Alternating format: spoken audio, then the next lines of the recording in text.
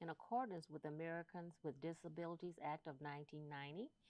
If you require a disability-related modification or accommodation to attend or participate in this meeting, including auxiliary aids or services, please call the City Clerk's office at 310-952-1720 at least 48 hours prior to the meeting. Public information. The public may address the members of the City Council on any matters within the jurisdiction of the City Council or on any items on the agenda of the City Council during the designated public comment periods. There will be 2 oral communications sessions, one for agendized items, comment about items on the agenda, and the other for non-agendized items, comments about items not on the agenda. The oral communication portion of the agenda is limited to a duration of 1 hour unless otherwise approved by the City Council. Comment time is normally 3 minutes, depending on the number of speakers.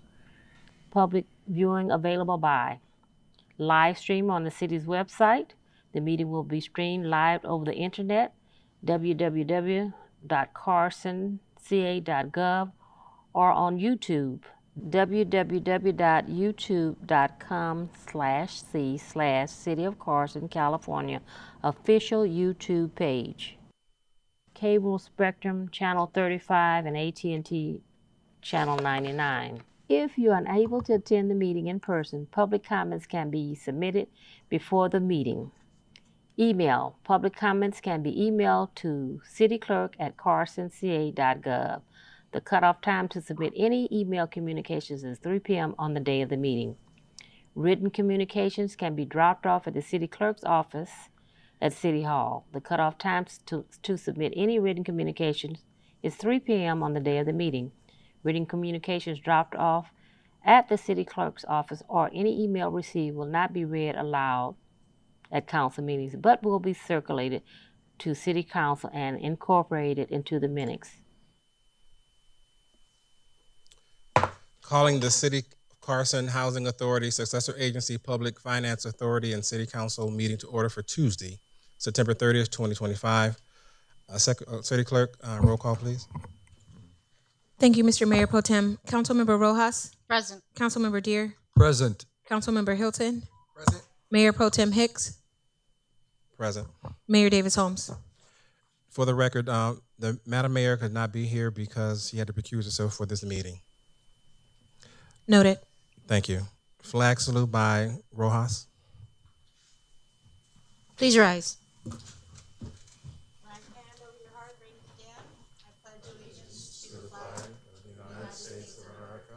And to the republic for which it stands, one nation, under God, indivisible, with liberty and justice for all.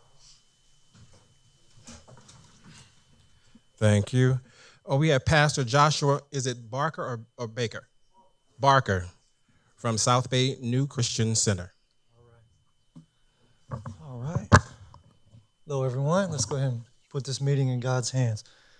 Lord, we do thank you. We thank you for a beautiful day that you've made today. I thank you for bringing everyone here that's in the room right now. I thank you for the faithfulness and the sacrifice of the people that have been called to serve the community. And I ask for your blessing on them. I ask for humility, and when it's time to compromise or when it's time to stand firm, I pray for wisdom for the people here. The discussions tonight would be fruitful. I pray that people would be served well. You would use this government to help people, God. I thank you that that is your will and your desire. We love you, Lord God, and we put this meeting in your hands. I thank you. I ask you, I trust you, and I thank you for all these things in the name of Jesus. Amen. Amen. Amen. God bless Thank you. you for that. Now we have our Assistant City Attorney for closed session items. Thank you, Mayor Pro Tem. The City Council will meet in closed session for a conference with legal counsel, existing litigation. A closed session will be held pursuant to Government Code Section 54956.9D1 to confer with legal counsel regarding pending litigation to which the City of Carson is a party.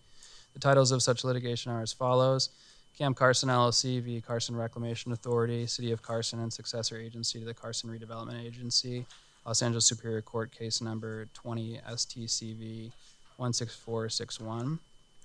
The City Council will meet in closed session for a conference with legal counsel existing litigation pursuant to Government Code Section 54956.9D1 to confer with legal counsel regarding pending litigation to which the city is a party. The title of such litigation is Ruben Hovanesian v. City of Carson, Los Angeles Superior Court case number 23 CMCV 01560. The City Council will meet in closed session for a conference with legal counsel existing litigation. A closed session will be held pursuant to Government Code Section 54956.9D1 to confer with legal counsel regarding pending litigation to which the city is a party. The title of such litigation is Monique Alvarez et al. V. Prologis Inc., City of Carson et al., Los Angeles Superior Court case number 21 CVSV 38929. The City Council will meet in closed session for a conference with real property negotiator. A closed session will be held pursuant to Government Code Section 54956.8 to enable the city to consider negotiations with Teresa Sardisco, with whom the city is negotiating, and to give direction to its negotiator, David C. Roberts Jr., city manager, regarding that certain real property known as 24205 Avalon Boulevard, Carson, California, APN 7406017035. The city's real property negotiator will seek direction from the City Council regarding price and terms of payment for the property. The City Council will meet in closed session for a conference with legal counsel anticipated litigation pursuant to Government Code Section 54956.9D4 because the city is considering whether to initiate litigation in one potential case. And lastly, the City Council will meet in closed session for a conference with legal counsel anticipated litigation. A closed session will be held pursuant to Government Code Section 54956.9D2 or D3 and E1 because there is significant exposure to litigation in one case. Any public comment for the closed session, Madam Clerk? No, Mr. Mayor Pro Tem. Thank you. We anticipate about how long this is kind of beefy. 6:20, 6:25, 6:20. Okay, we'll be in recess until 6:20 for closed session. We are in recess.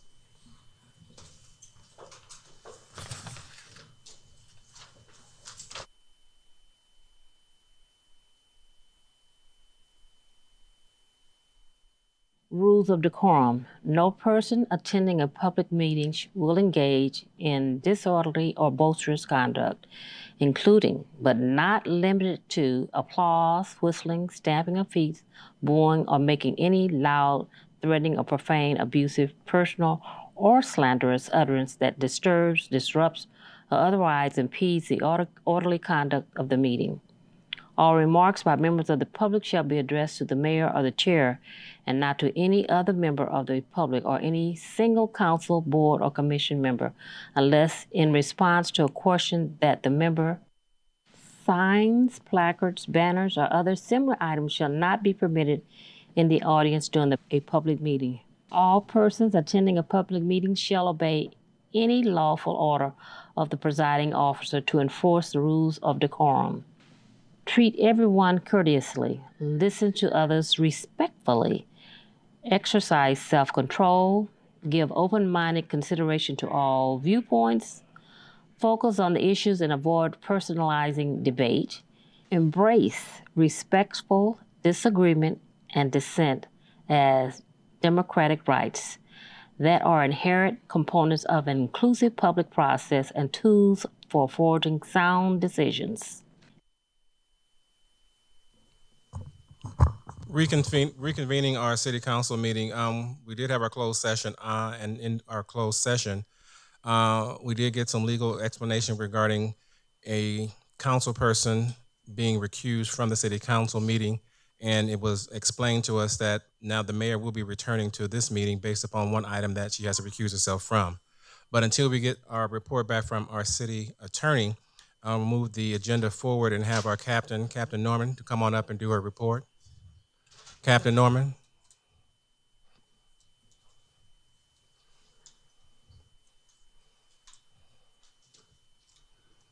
And once our city attorney comes in, that person will report out of our closed session.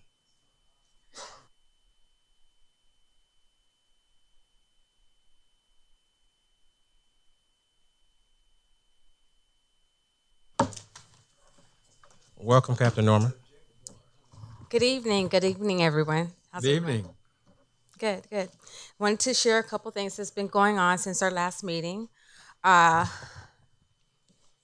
on the 17th of September, we met with the City of Carson's public safety and further discussed some of the issues that we have with the link logistics, as well as the cruisers that's been occurring, ongoing cruising activity that's been occurring in the City of Carson. In addition, on I also met with Madam Mayor Davis Holmes with our quarterly meeting on the 19th of September. Our SAL team deputies were present for the Country Western Fair at Dominguez Park. On the 23rd, I attended a town hall at Dominguez Park with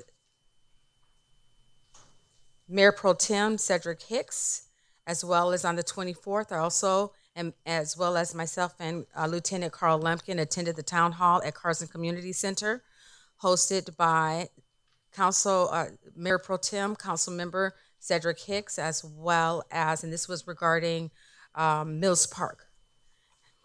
In addition to that, on the 25th, two of my deputies were honored and were invited by the sheriff at La Ciba restaurant in the city of Compton in order to support several of the individuals that were present during our civil unrest. The deputies were actually assistant when they were contaminated with OCCS spray. Some of the activity that we have had as far as traffic enforcement, we have written over 159 citations within the month of August as well as September of 2025. So quite a few citations being written as a result of some of the two town hall meetings. I received quite a bit of information that we will continue to follow up as far as our parking enforcement is concerned and some of the concerns that's occurring throughout the Dominguez as well as Mills Park area. So the Part 1 crimes are still continuing to trend down. We are currently at a negative 7.8%. Are there any questions? No, thank you for that report. Any questions from my colleagues? Madam Mayor, I'm sorry. Mayor Pro Tem. Just want to say thank you to the captain for another excellent report. And we appreciate you keeping us updated not only at these council meetings for the general public who are watching it on cable TV, channel 99 or 35, and also the internet. So people could be other side of the world and see this council meeting if they so chose to do that. And I'm going to have a town hall meeting end of the October, I think the 29th. I'll get you the invitation. Absolutely. Thank you. Thank you, Captain Norman. Thank you. Can you hear us out? Everybody can hear us? Yeah, I think so. Thank you. All right. Have a good evening. Thank you. Now we move back to our report from our closed session from our Assistant City Attorney. Yes, thank you, Mayor Pro Tem. The council met in closed session pursuant to Government Code Section 54956.9D1 to confer with legal counsel in the matter of Cam Carson LLC versus Carson Reclamation Authority, City of Carson and successor agency to the Carson Redevelopment Agency, Los Angeles Superior Court case number 20 STCV 16461, and no reportable action was taken. The council met in closed session pursuant to Government Code Section 54956.9D1 to confer with legal counsel in the matter of Ruben Hovanesian v. City of Carson et al., Los Angeles Superior Court case number 23 CMCV 01560, and no reportable action was taken. The council met in closed session pursuant to Government Code Section 54956.9D1 to confer with legal counsel regarding pending litigation, the title of which is Monique Alvarez et al. V. Prologis Inc., City of Carson et al., Los Angeles Superior Court, case number 21 CVSV 38929, and no reportable action was taken. The council met in closed session for a conference with real property negotiator pursuant to Government Code Section 54956.8 to enable the city to consider negotiations with Teresa Sardisco, with whom the city is negotiating, and to give direction to its negotiator regarding that certain real property known as 24205 Avalon Boulevard, Carson, California, 90745, APN 7406017-035, and there is a reportable action for that item. The reportable action is that the city approved a purchase and sale agreement to purchase that property, assessor's parcel number 7406017-035, for the amount of $2.8 million. And a copy of the purchase and sale agreement will be available with the city clerk's office upon request. And the city council met in closed session pursuant to Government Code Section 54956.9 D4, because the city is considering whether to initiate litigation in one potential case, and no reportable action was taken. And the city council met in closed session pursuant to Government Code Section 54956.9 D2 or D3 and E1, because of significant exposure to litigation in one case, and no reportable action was taken. That concludes my report. Thank you for that. Now we're getting ready for our presentations, and we have some corrections or some changes. Proclamation recognizing October as Filipino American History Month. The proclamation recognizing October as bullying prevention will be on the next council meeting, and the proclamation recognizing October as Cancer Awareness Month will be on the next city council meeting. Tonight we will have a proclamation recognizing September 12th through October 12th as National Drive Electric Month. Update from our Veterans Affairs Commission, and a presentation on the City of Carson's electric vehicle charging wallet pilot program. Colleagues may be on the dais, down at the front. Thank you. I had a question. Was it the Filipino American History Month that we were moving? No, it's still on. You have that one. I have them both, so we're not moving that, are we? No, we're keeping. Those are the ones we're keeping. The only ones that's being moved is the one for bullying and for cancer awareness. Perfect. Thank you. Okay.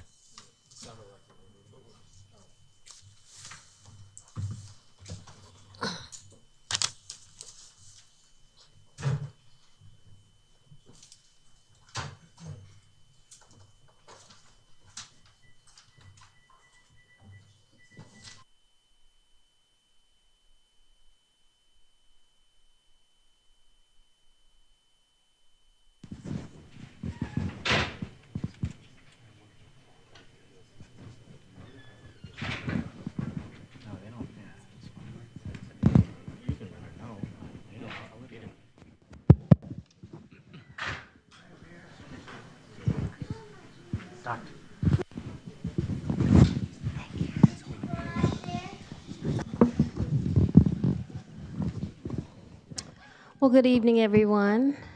How are you? I wasn't supposed to be here, he announced earlier, so I'm going to let our Mayor Pro Tem continue to run this meeting, even though I'll be sitting on the dais. This is good training, so, and he already knows how to run a meeting, so it's you tonight, kid. Well, thank you, Madam Mayor. We're here for our proclamations. Our first for our proclamation is Councilwoman Rojas for Filipino Heritage Month, along with Larry Itliong Day. Yeah, thank you. Thank you. Good evening, everybody.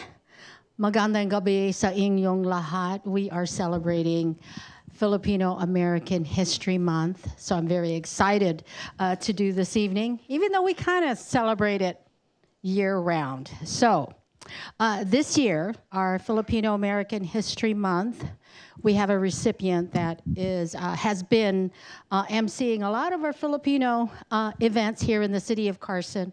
So we're really proud for her to be here. So I'm going to read her bio. Mayor, please hold of that. So Filipino American History Month, our recipient this year is Miss Angela Baricoya Gray, and she was Miss Hawaii in 2000, and she was Miss America 2001. So why don't you come up here so we can take a look at you. Thank you so much. Yes, so right there. Okay, so Angie is the first teacher first Asian American and only Filipina Miss America in the program's over 100-year history. Wow. Angela championed, yes, that deserves a round of applause. Yes, Angela championed her platform of character education and used her scholarship awards to earn a master's degree in educational administration, which set up her current role as the principal. She's a principal at the kindergarten to 8th grade Catholic school at St. Anthony of Padua School in Gardena.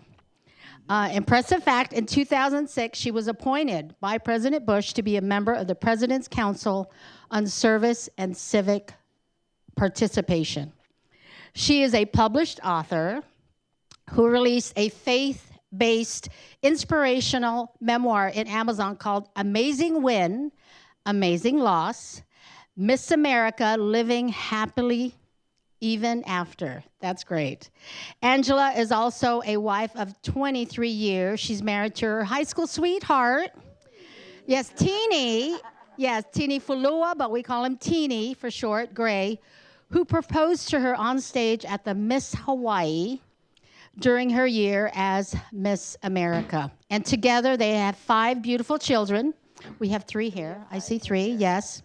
A former teacher and athletic director, Angela, also adds former presidential appointee and professional speaker to her experience. And that's why you MC a lot of our Filipino American events here in the city of Carson. And we're looking forward to many more. Thank you, everybody. This is Miss Angela Gray, our Miss America. Yes. So before that, I have this proclamation that I'll read. She can hold on to that. I'll try to shorten this. Filipino American History Month.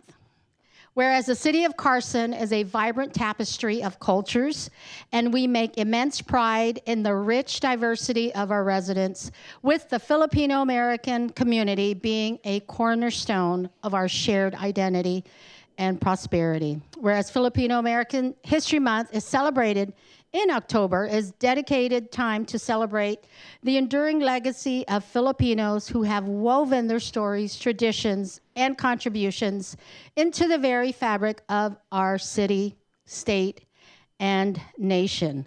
Whereas Carson is home to one of the largest Filipino communities in the United States, and their presence is felt across all sectors, from thriving local businesses, dedicated public servants, innovators in business, technology, healthcare, finance, education, and creative arts who enrich our daily lives. And as we know, Filipinos are also famous for being beauty pageant winners all over the world. Yes. So whereas from the historic arrival of the first Luzones Indios in California in 1587 to the invaluable sacrifices of Filipino and Filipino American soldiers in World War II, this month honors a history of resilience, courage, and perseverance that continues to inspire future generations. So now, therefore, the mayor and city council and the people of Carson, especially our Filipino Americans in the Filipino Carson, and urge all residents to join in celebrating the history, culture, and profound impact of the Filipino American community, who make Carson a stronger and more vibrant community. And we are so honored that you're here. Thank you so much for all you do for the city of Carson. And please, say some words. Thank you, everybody. Wow. Thank you so much. Thank you so much.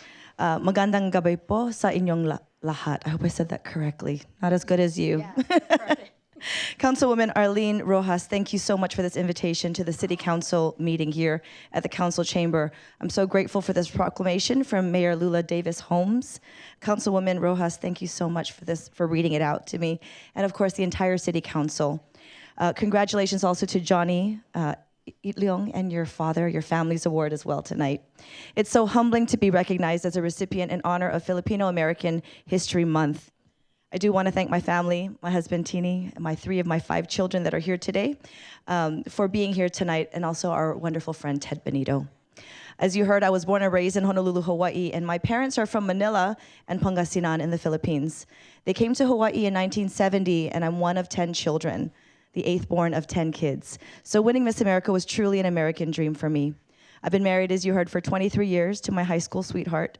I'm the proud mother of my 5 children, and I'm principal, as you heard, of an elementary school here in Gardena.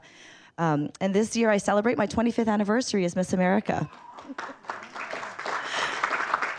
Thank you. I just recently got back from Orlando with my daughter Kayla, celebrating this event. But it's really interesting thinking about winning at the turn of the century, 25 years ago in the year 2000, and also being the current Miss America during 9/11. I remember being crowned the new Miss Hawaii and was interviewed by a Filipino journalist who said to me, "Angela, what makes you think you will win in Atlantic City? There's never been an Asian Miss America, let alone a Filipina." And I simply replied, "There's always room for a first." As the only Filipina Miss America in the pageant's history of 104 years, my parents and I got to visit Manila together, and we flew first class all the way. We got to meet my paternal grandpa for the first time, my Lolo Alejo, who turned 80 in the 80th year of the pageant. 2 years later, I went back for his funeral.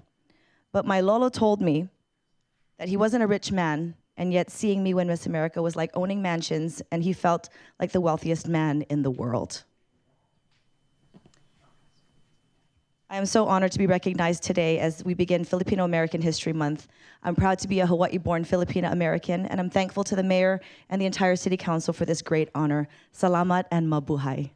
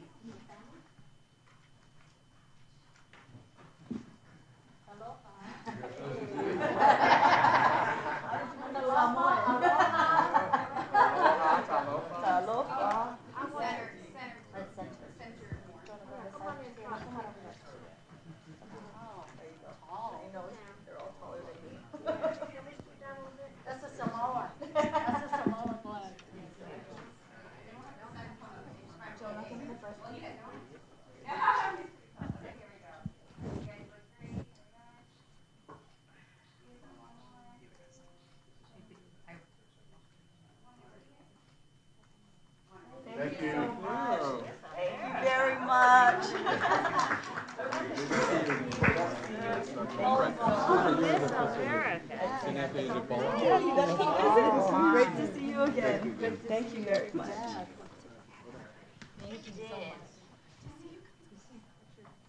Beauty queen.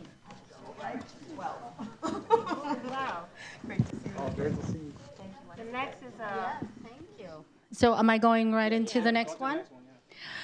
Okay. So this is also special. So everybody, on September 26th, we're having the Philam History Month. October. We are having our Filipino American History Month, and then also our annual Larry Itliong Day. And in the city of Carson, we have Larry Itliong is a holiday, so we're very honored for that. Yes, so this year's Larry Itliong recipient is none other than his son, Johnny Itliong. And here's here, come on up. Aloha, Johnny. Yes.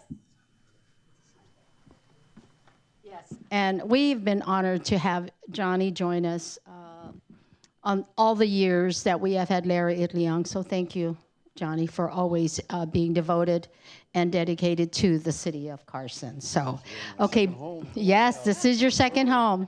So born in May 1965 in Delano, California, where it all began. Johnny Itliong, the son of labor leader Larry Itliong, was known as a strike baby. During the historic farm worker movement, he began working in the fields at the young age of 5, where he witnessed firsthand the struggles of farm workers and determined to build a different future.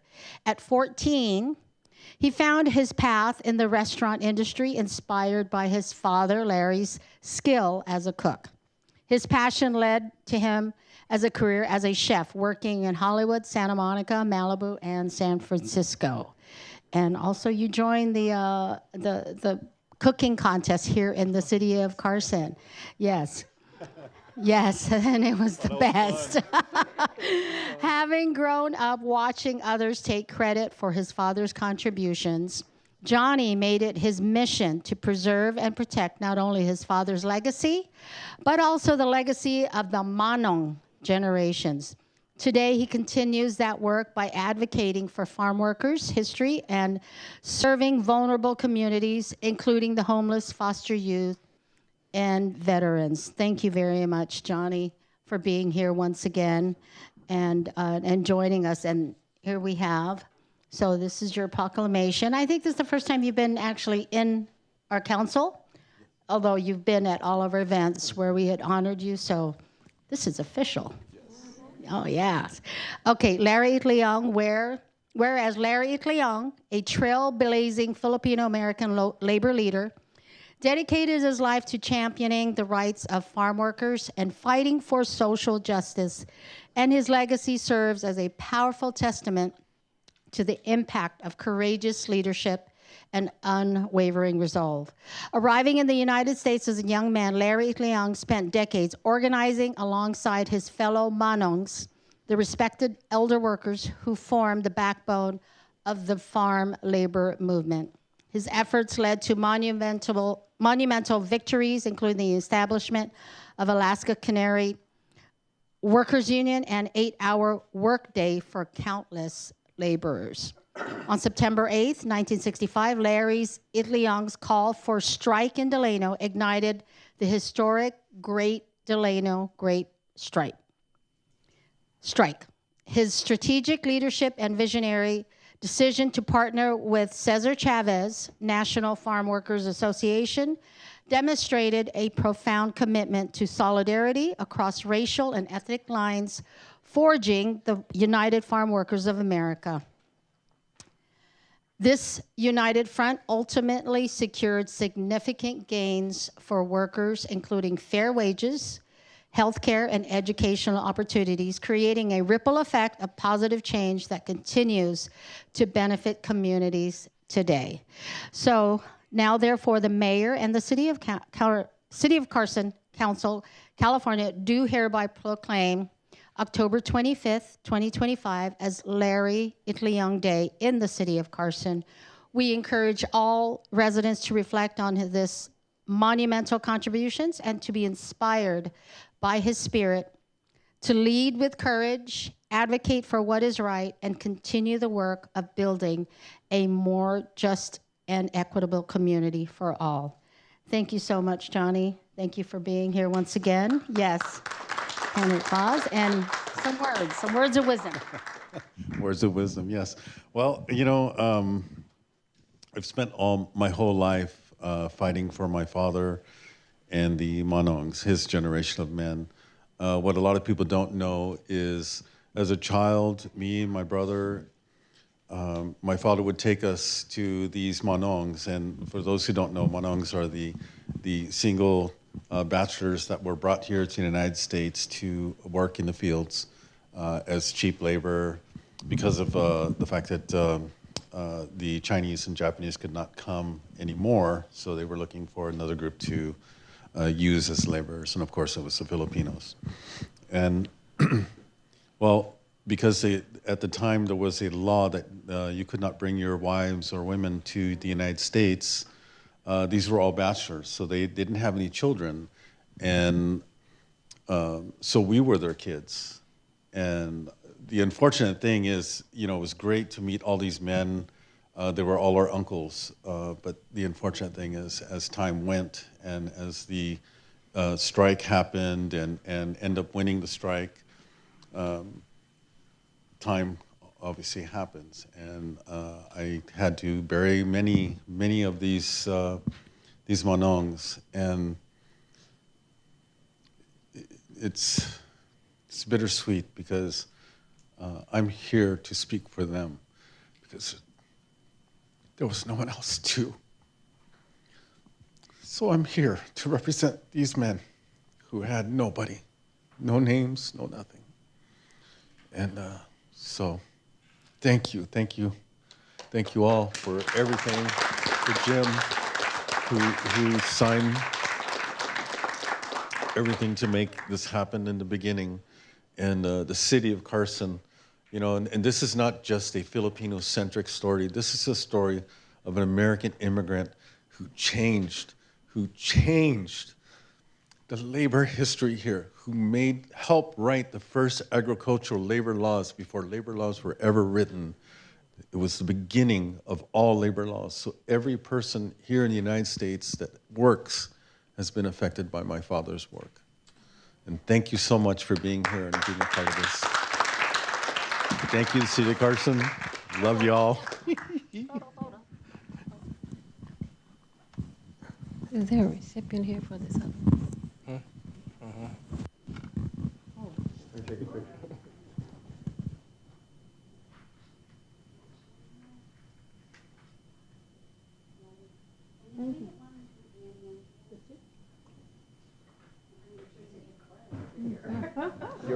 Your sir. Where you from?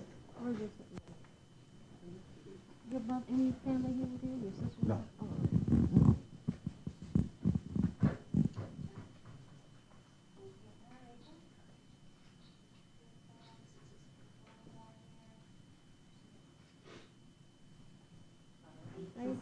Thank you. The next one will be presented by the mayor. Proclamation recognizing September 12th, October the 12th as National Drive Electric Month. Coon is here. Coon. Where'd it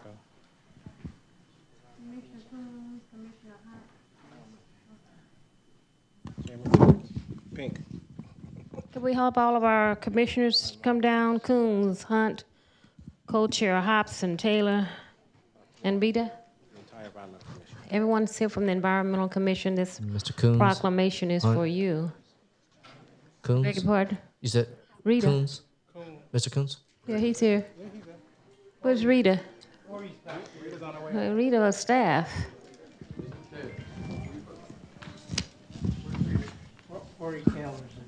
Come on, right here.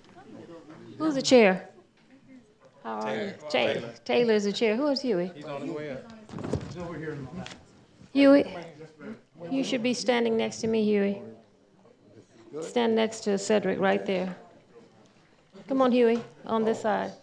Commissioner Taylor? One in the middle. One you guys in the middle. Oh, You the chair. yeah, you the chairman. Okay. Who's this standing over there in the end? I need to see you guys. This is for you. Okay, come on down. Joseph. Hi, Joseph. How are you? Let's spread out. We want to see our commissioners. Get in here. Oh, I'm sorry.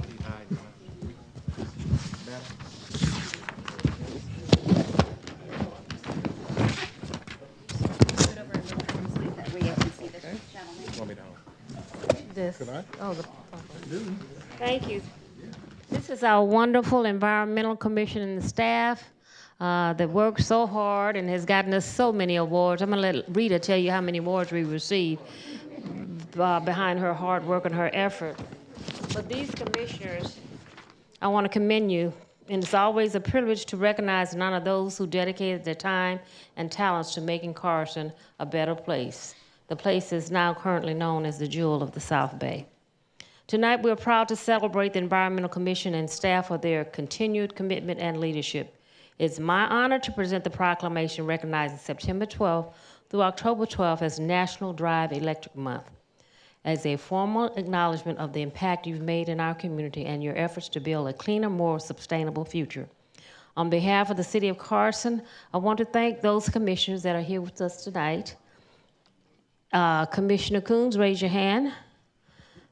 Commissioner Hunt, Co-Chair Hobson, Chairman Taylor, and our own personal Rita Kulsher, and where's Freeman? Oh, right here next to me. Oh, yes. Okay, for your dedication and service.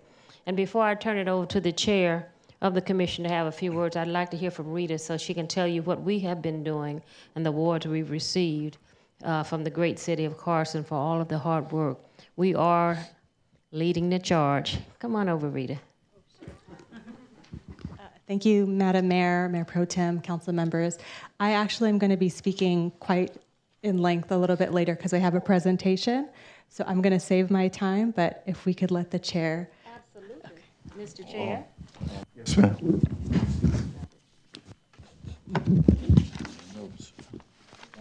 Yes, ma'am. Hey, Mr. Chair. Good evening. September 12th through October 12th marks the first National Drive Electric Month. In the past, this recognition was limited to just 1 week each year. But with growing momentum and statewide interest, it has expanded into a full month of celebration and education. EVs reduce greenhouse emissions, improve local air quality, and save drivers money on fuel and maintenance. California has long been a leader in clean transportation, making major investments in EV infrastructure and offering programs and incentives to accelerate adoption.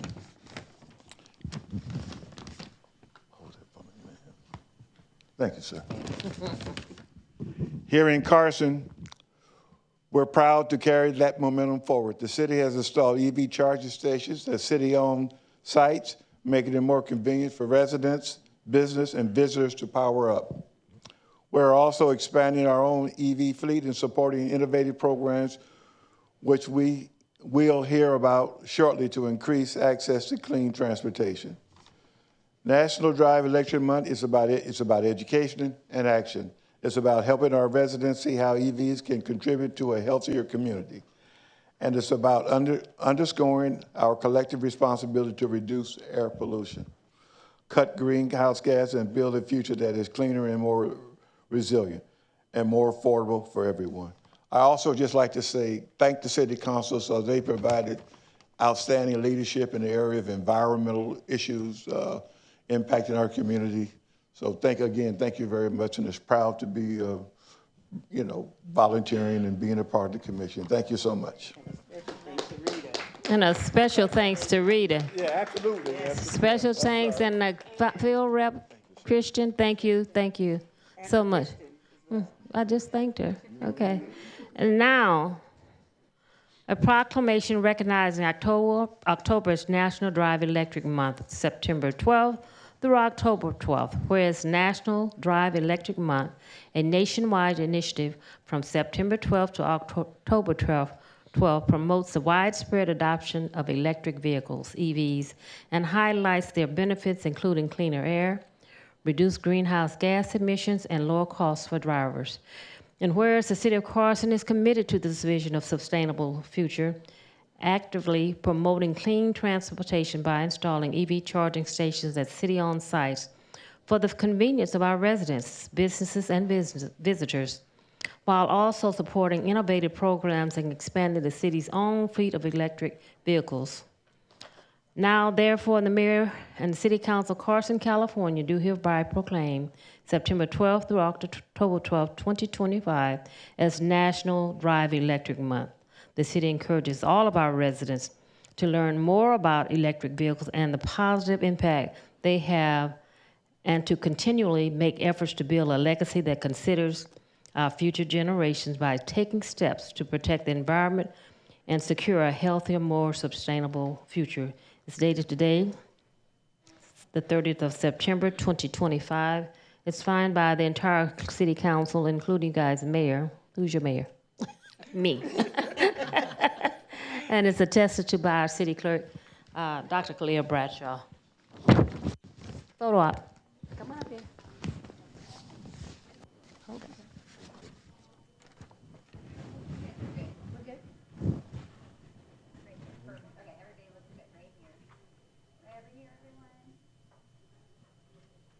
Beautiful. Okay. And then look over here, everyone. Right here. Sorry, one more right here, everyone. There we go. And now we have some information to share with everyone. Now we will take our seats. You have a presentation. Is this our last? I'm going to be the last. You're going to be the last? Yes, this is our last presentation. So for we're going to go proclamation. back to the dais while you do your presentation. Okay, and to all of our viewing audience, we encourage you to submit an application. The city has about 13 commissions that are staffed by our residents here in the city of Carson. So if you want to get involved in the city, fill out an application, please. Go online and fill out an application. We have them from preschool to senior citizens, and we have a few senior citizen commissioners, Veterans Affairs. The Veterans presentation is next. Wait a second, we'll call you. I think Rita, when are you going to do your and then, okay, the Veterans, come on, our Veterans Affairs Commissioner, our chair. You're it? Do we have anyone else here from the Veterans Affairs Commission? Okay. They pushed it off. Well, we're going to let Brian say a few words. He's here tonight. You can do a repeat next month. Come on, Dan. Come on. You can come do it now. You're here. All right. I'll bring you back. We love for you to come out. Let me say something here. You gonna give me a chance to talk? Of course. Why not? Right, Robert? You gonna give me a chance to talk? Of course. I'm gonna promote this. Okay.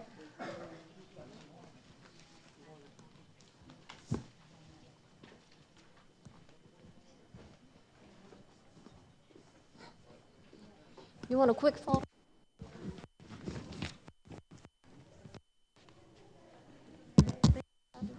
I need to leave.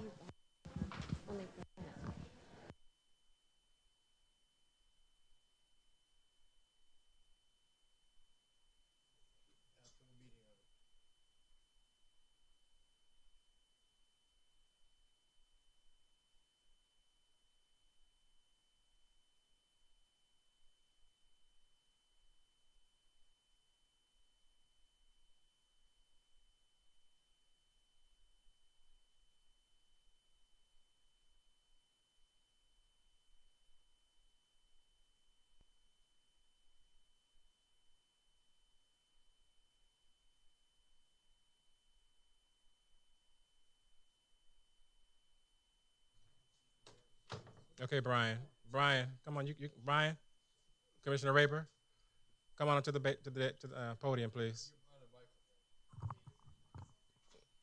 Go to the podium and do your presentation. Thank you. How we doing? My name is Brian Raber, and I'm the Vice Chair of the Veterans Affairs Commission. And we meet on the first Monday of the month down at Veterans Park. And we're in the middle of doing the process on our Veterans Day ceremony. And it's really coming along, and we're going to have a board meeting. I think tomorrow we're having a subcommittee meeting.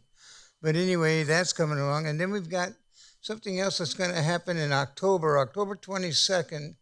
The Veterans Affairs Commission and the City of Carson, in conjunction with the U.S. Vets in Inglewood, are going to hold a Carson Veterans and Community Resource Fair.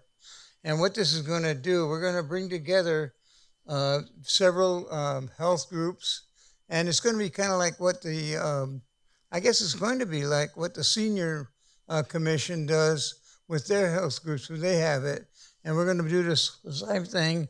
It'll be October 22nd, and it's going to be held at the Carson Event Center. And it'll be from 9 a.m. to 1 p.m. And everybody's welcome to come down. And if you're a veteran, especially, because we're going to give out information about the Veterans Administration, different things that we do or that they do for us. And so I just want to welcome everybody to come down there. And thank you very much. Thank you. I'm sorry I'm the only one here, but I guess probably because you're meeting on this day, maybe they're not used to Well, we'll bring you back and see if you can get the rest of them to come, okay? Okay. I want to thank you and Julie Raber. Stand up, Julie, our former Mayor Pro Tem for the City of Carson. Let's give her a round of applause. Julie Ruiz Raber. Thank you. They're a team. See one, you see them both. Thank you. MPT. Next, we have a presentation on the City of Carson Electric Vehicle Charging Wallet Pilot Program. And if you're interested in buying an electric vehicle, today is the last day to get your incentives for today if you purchase one. So, Rita. Thank you, Madam Mayor, Mayor Pro Tem, council members. I have a presentation. I think Gary's I'm connected. Yes, please. There we go. So City of Carson EV Charging Wallet Pilot Program. So as we celebrate National Drive Electric Month, the City of Carson is excited to launch this innovative new pilot program that's making clean driving more accessible to our community. 86,000 and some change was awarded from the Clean Power Alliance to the city to launch this program. It supports 320 Carson households, which is about 80 per district, and $250 per approved household will be available as a reimbursement. And I'd also like to note that on this slide, as well as the other slides, you're going to see a QR code on each of the slides. And if you're watching at home or on your computer, you can use your smartphone camera or your QR code reader to scan that, and then it'll take you to the city website where you can learn some additional information. And then this slide presentation will also be posted by tomorrow. So why is the city taking action? So this pilot program isn't just about helping individual residents, it's about creating long-term benefits for our entire community. We know that one of the biggest challenges residents face is not having the ability to charge their vehicles at home. So this program is designed to break down that barrier by making public charging more accessible, affordable, and by encouraging greater use of the city's newly installed charging infrastructure, thereby supporting the shift away from fossil fuels. So eligibility. You must be a Carson resident and a Clean Power Alliance customer. You must own or lease a 100% battery electric vehicle. This program is limited to one incentive per household, regardless of the number of EVs in that household. You must provide a copy of your DMV registration and a utility bill, and your vehicle must be registered in the City of Carson. So how it works, you may apply online at the link provided, or again, you can scan the QR code.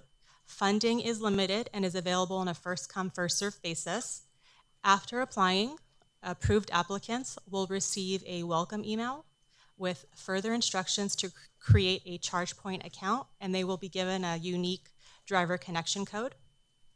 After the setup of the driver's after setup, the driver's charging usage is tracked. Sorry if I'm being too loud. Okay. Driver's usage is tracked at approved Carson ChargePoint stations, which I will share which locations those are in just a moment. And then reimbursements of $50 or more up to a maximum of $250 will be issued by check and mailed to the approved applicants during the first week of the month. And then we recommend that folks that are approved start using the city-approved EV chargers immediately, because reimbursements will only be available within the first 12 months. So the following slide illustrates the approved charging locations. This is a table listing these locations.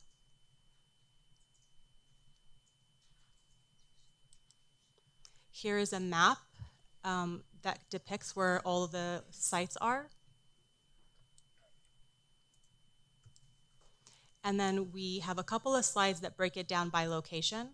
I won't go through all of them right now, but again, this presentation will be available, and we have the map already available on the city website for folks to take a look at. So Anderson Park, Carriage Crest Park, once construction is completed at that site. Carson Park, Community Center, the west side where we have the ChargePoint chargers, Dolphin Park, Dominguez Park, Hemingway Aquatic Center, Hemingway Park, Stevenson Park, and Veterans Park. So the benefits for the residents in the city, it promotes affordable and accessible EV charging options. It incentivizes residents to use our local EV charging network. Again, it helps to reduce greenhouse gas emissions and promotes cleaner air, and ensures equitable access to charging and supports our local sustainability goals. So this graph illustrates that from the period of 2011 through 2024, Carson experienced a steady increase in the number of battery electric vehicles across the zip codes. We pulled data from zip codes in 90745, 90746, 90747, and 90810. We excluded some of the other ones because they captured areas outside of Carson, but this is just a general estimate of how many electric vehicles are registered in Carson. And we stopped the data at 2024 because the 2025 data wasn't complete. And so as of the end of 2024, there's just over 2,500 battery electric vehicles registered in Carson. Marketing and outreach. The city is using the following to promote the program. We have the city website and social media updates.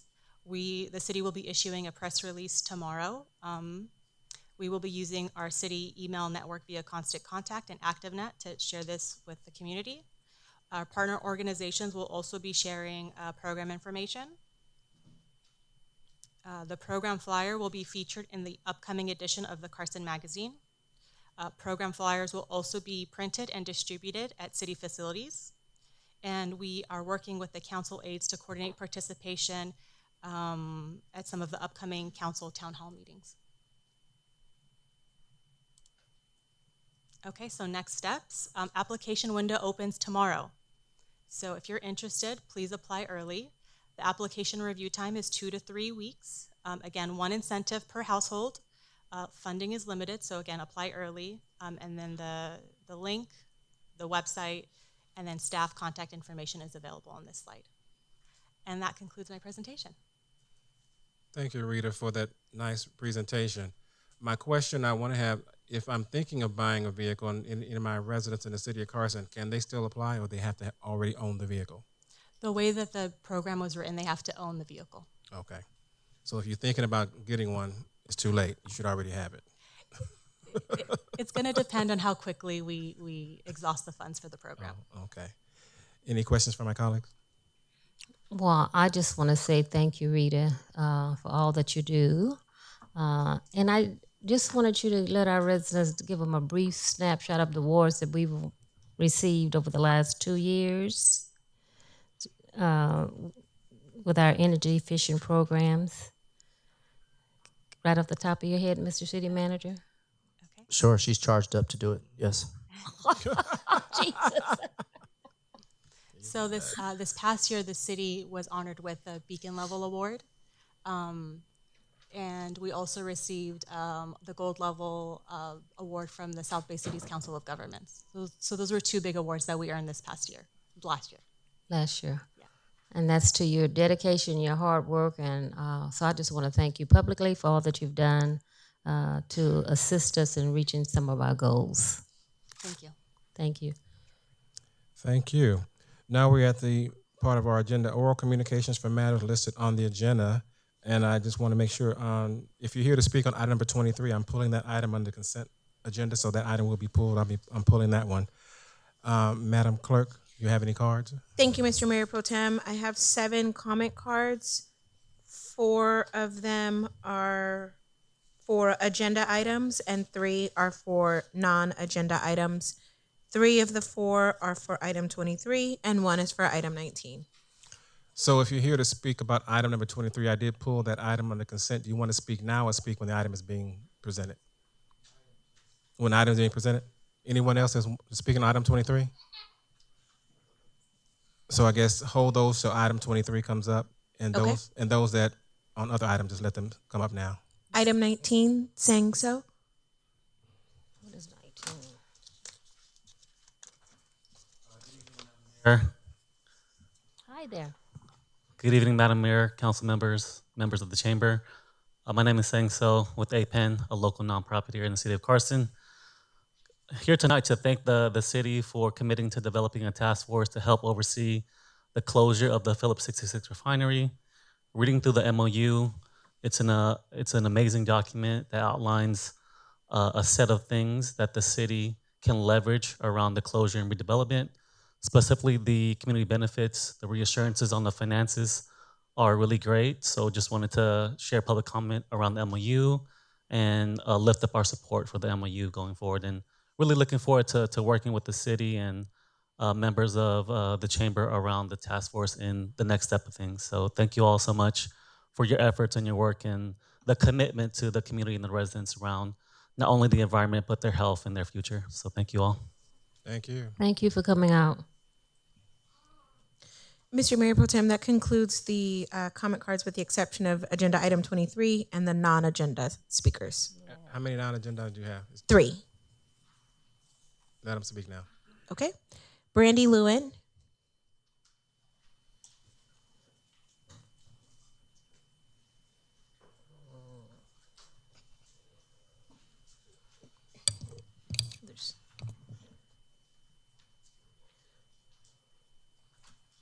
Good evening, Brandy. You have 3 minutes. Good evening, City Clerk. Thank you so much, Dr. Kalia.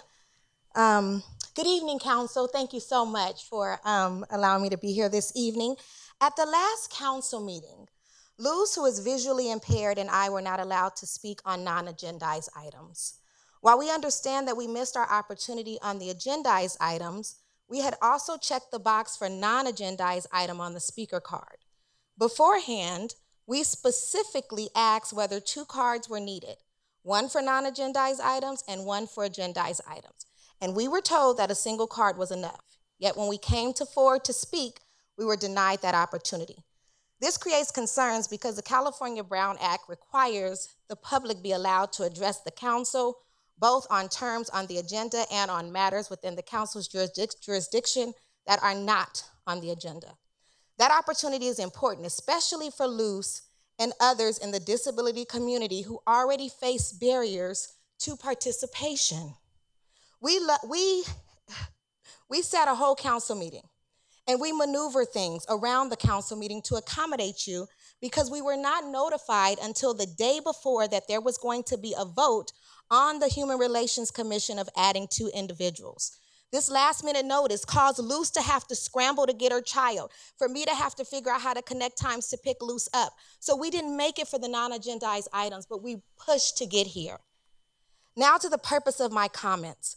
Appointing only 2 members to the Disabilities Committee under the Human Relations Commission creates a structured problem. With only 2 members, the expectation is that they would have to function as a part of the larger Human Relations Commission in order to meet. But that process is straining on individuals who already carry additional burdens. The Disability Committee was designed to give people with disabilities their own space, their own quorum, and their own voice, not to be absorbed into another body where there are issues that could be diluted or overshadowed. If we truly want to hear the disability community, then the committee must have at least 3 appointed members so it can operate independently and focus directly on disability issues. Luz and I have continued the work in the background, carrying it forward with others with faith and commitment, writing a 21-page plan, even when the city could not join our calls. Please hear us. We are grateful for the appointments, but we are asking you directly tonight. Please ensure there are at least 3 appointed members so the Disabilities Committee can stand on its own and fulfill its mission.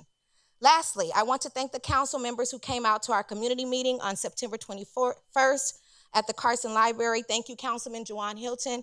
Thank you, Councilman Jim Deere. Thank you, Madam Mayor, for making an appearance there. I appreciate your field aides as well for being in attendance. Again, Madam Mayor, I respect you and I want a ticket to that breakfast that you got going on in 2 weeks. Thank you very much. Have a good night. Thank you so much. Could you make sure that this Miss Brandon gets a ticket to the breakfast?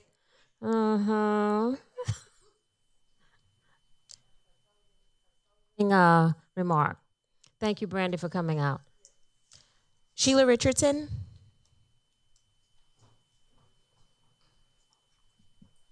Hello, council members and mayor. Good evening. You have 3 minutes. I'm going to go really fast, and because my slide is ready, but because I had some other business that I had to tend to, I have an audio version, and I'm going to give each and every one of you. Ms. Richardson? Yes. Can you not touch the mic? They can't hear you if you hold it. Okay, I'm going to give each one of you one of the pamphlets to look at and follow as you listen to the audio. And any questions you have, you can email me or you can contact me later. Thank you. Wait. Today is September 20th, 2025. This is Sheila. She may need some help, Gary. She may need some Increase the help. volume. A slide presentation, Exclusive Systems LLC. This is my Job Training Partnership Act of America Program Business Proposal. Slide 1, CEO President Sheila D. Richardson, Exclusive Systems, SDR for exclusive@gmail.com. Office number is 213-435-0342. Slide 2. This is the actual JTPA program business proposal for the business proposal that I'm submitting by Exclusive Systems, and it requires the following. Revenue from vendors must enroll entity and our business owner for tax write-off is a must. Must enroll within 30 days of applicant received by JTPA to be eligible for the COC. All vendors must be City of Carson compliance or entity or city that is being interested or introduced to the JTPA program for their entity. All salaries and approved budget per program must be staffed with the following. You must have a director, administrator, HR department. Our vendors must be screened by the COC JTPA entities to complete the vendor program, and all vendor payments are annually supported by the entity and qualifications, tax percentage included, and COC fee of the JTPA, which is supported by Sacramento and Washington, D.C., with revenue and academic scholastic achievement of the JTPA of said entity, which COC will receive from each vendor a fee which is placed in the budget of the entity and or COC. Slide 3. Exclusive Systems Administrative Department servicing public entities only. JTPA business proposal. JTPA is recognized by the state of California, providing jobs and venues with qualified skilled workers that can only work for vendors if the vendor meets all the qualifications and criteria, which screening is essential on each and every applicant.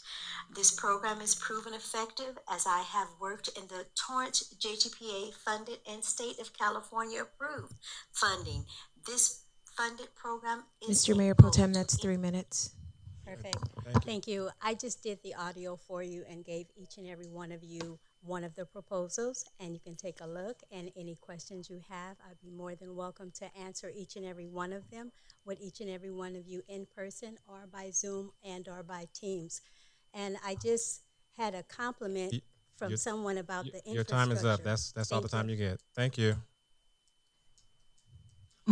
Michelle Caton.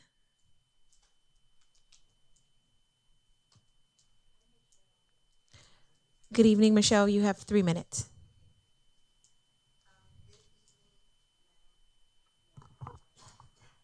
It is on. Okay. Good evening, Madam Mayor and council members. My name is Michelle Caton. I have been a long time. This is the only city that I've ever lived in is Carson. I lived on the west side growing up, and then I bought a house on the east side of Carson off of University and Central. I come to you today because I'd like to address the ongoing safety concerns at the intersection of Central and University Drive, where we continue to see numerous serious and sometimes deadly accidents. This intersection needs immediate attention. One improvement would be to install dedicated left turn signals, which I understand may still be some time away from implementation. In the meantime, I suggest adjusting the signal timing so that both directions remain red for a period of time of at least 5 to 10 seconds. before turning green. Currently, the lights switch immediately from red to green, leaving no buffer for drivers who run the light. And this is contributing to the accidents. I often walk my dog along University Drive and have witnessed firsthand how many near accidents almost occur due to the current timing of the signals. I ask that the city make these changes a priority to protect both drivers and pedestrians. I respectfully ask the city prioritize these changes to help prevent further tragedies at this intersection. And just a little background for me, I work for the city of Los Angeles, have been working there for 34 years. I am a transportation planner. I would be happy to speak with anyone regarding how we can make changes and to make this intersection safer for the city of Carson. Thank you for that information. Thank you. Just so that you know, I did make the request for that traffic left-hand turning signal to be installed at the location. I was informed by the director or Public Works Department that that is actually getting in the process of being installed and being put into place. But I did like your recommendation and suggestion regarding the 5-second that both four-way stops are no longer where it stops and nobody can move at some point in time. I think it gives it a little bit more leeway for people coming down that hill. But I would like for you to talk to our city manager and talk and get your information so that we can work together and make sure we have, because that area is not only my district, it's also the District 1 for Jawan Hilton, so we want to make sure that area is safe for all of our residents. Thank you. Thank you, Mr. Mayor Pro Tem. I have the contact information on the comment card, so I'll get that to Mayor Pro Tem? Dr. Lennox. Yes. Hi, Michelle. Thanks for bringing that to our attention tonight. We have item 30 on our agenda about 4 other intersections that are going to have improvements. And I think that our Mayor Pro Tem has already addressed it somewhat. And our staff can address improving that intersection, because there is a proposal to put a development on the northwest corner, causing a situation where you're going to have more traffic, much more traffic than there is today. Left turn signals are essential for that, but also protection of pedestrians is going to have to be part of that plan. So I know you're in transportation, so you know what I'm talking about. My comment to our city staff through our city manager is that taking consideration the proposed development, if it were to take place, how we can protect the pedestrians that may be crossing over to that commercial development. Thank you. Yes, thank you, Michelle. I know this item has come before us a couple of times, and my request is the staff, because it has been floating around, and we have made numerous requests.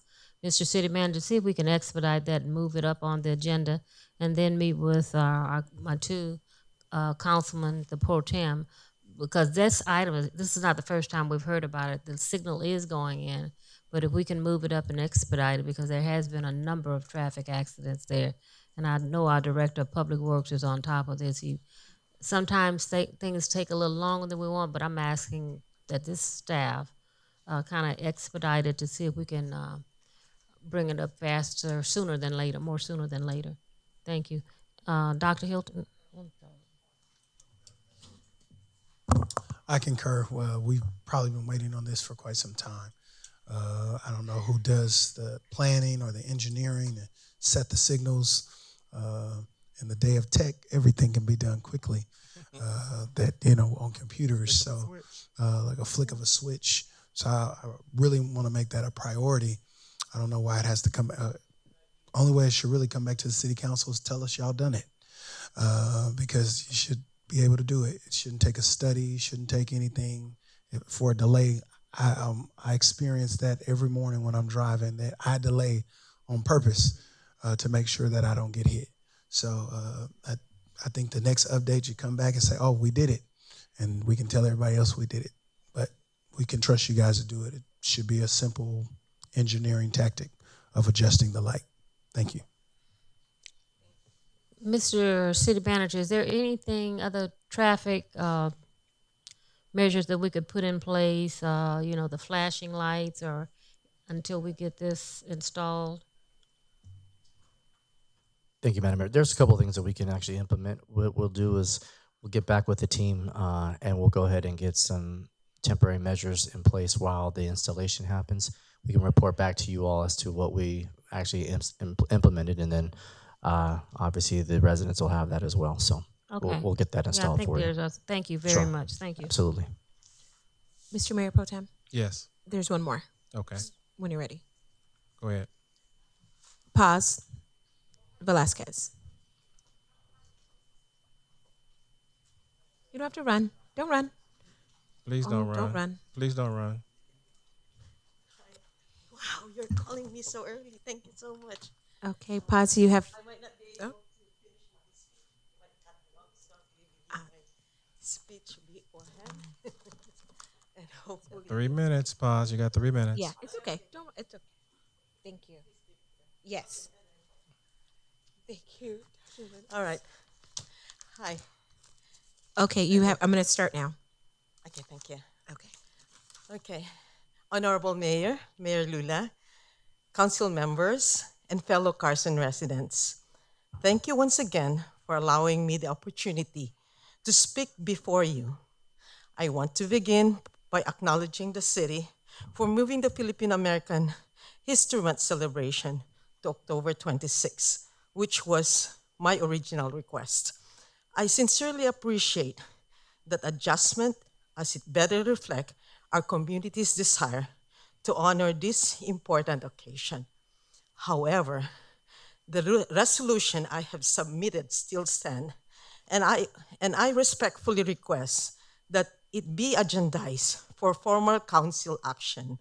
This resolution not only reinstate the full recognition of Filipino American History Month, but also restore Larry Itliong Day as it rightfully placed in our city calendar.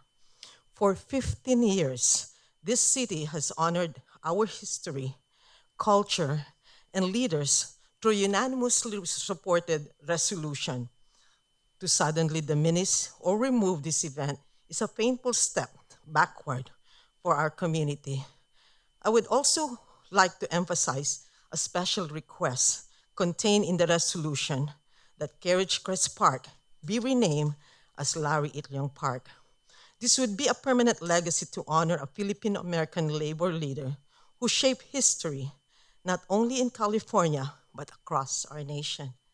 For the third time, I have appeared before you, sacrificing my time, livelihood, and family responsibility, not for myself, but for the love of my community.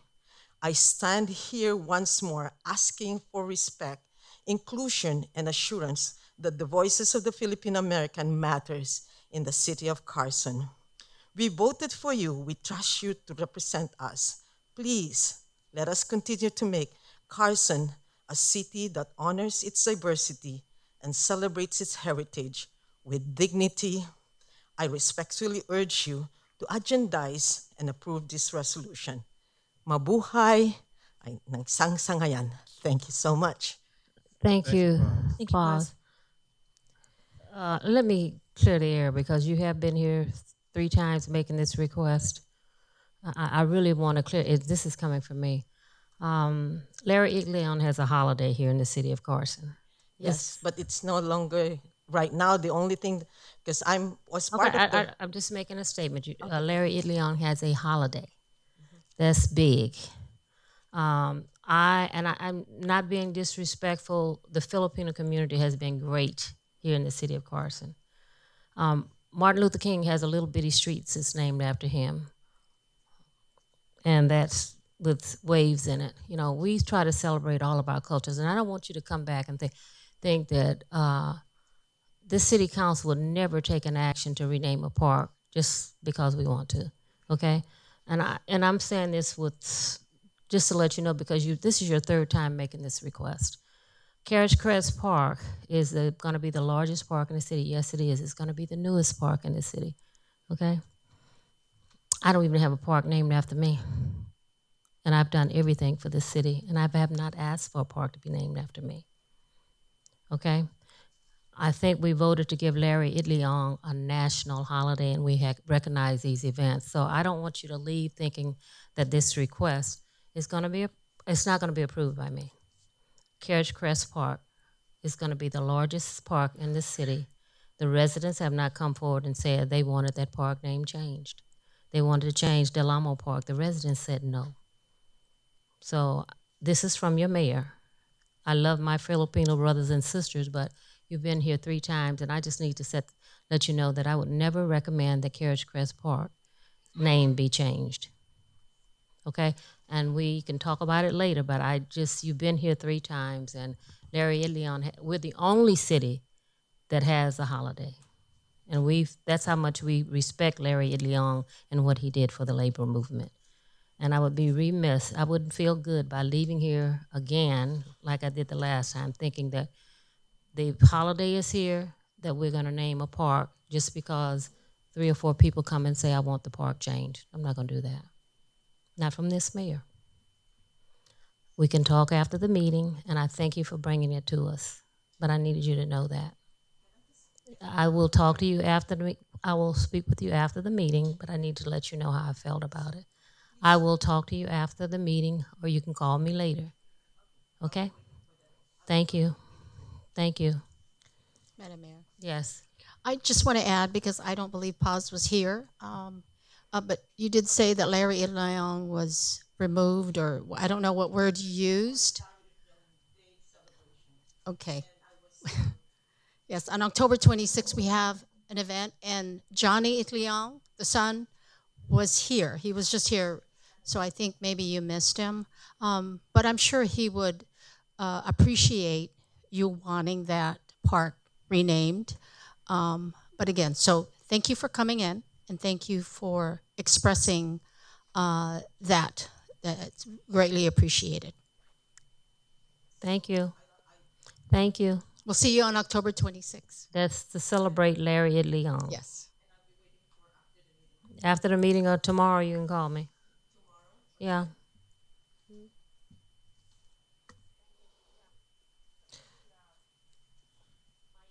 Let's talk to Maisha.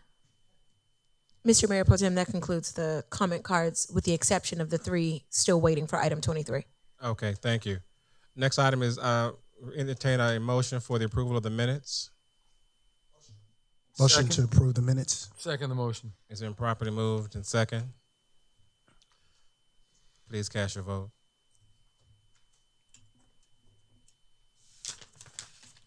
Motion carries. Thank you. Consent items 16 to 27, except for item number 23 that I'm pulling. Entertain a motion. Move the consent calendar. Just if I may, Mayor Pro Tem. 23. Mr. Mayor Pro Tem, if I may. Item number 19, we are actually submitting a updated MOU. They're walking on the floor. It'll be available also online as well as as well as in the city clerk's office for transparency, as well as for any update that anyone wants to review. They may do so, but we just wanted to advise of such. Okay. Thank you. Okay, and we can also, I have our assistant city attorney.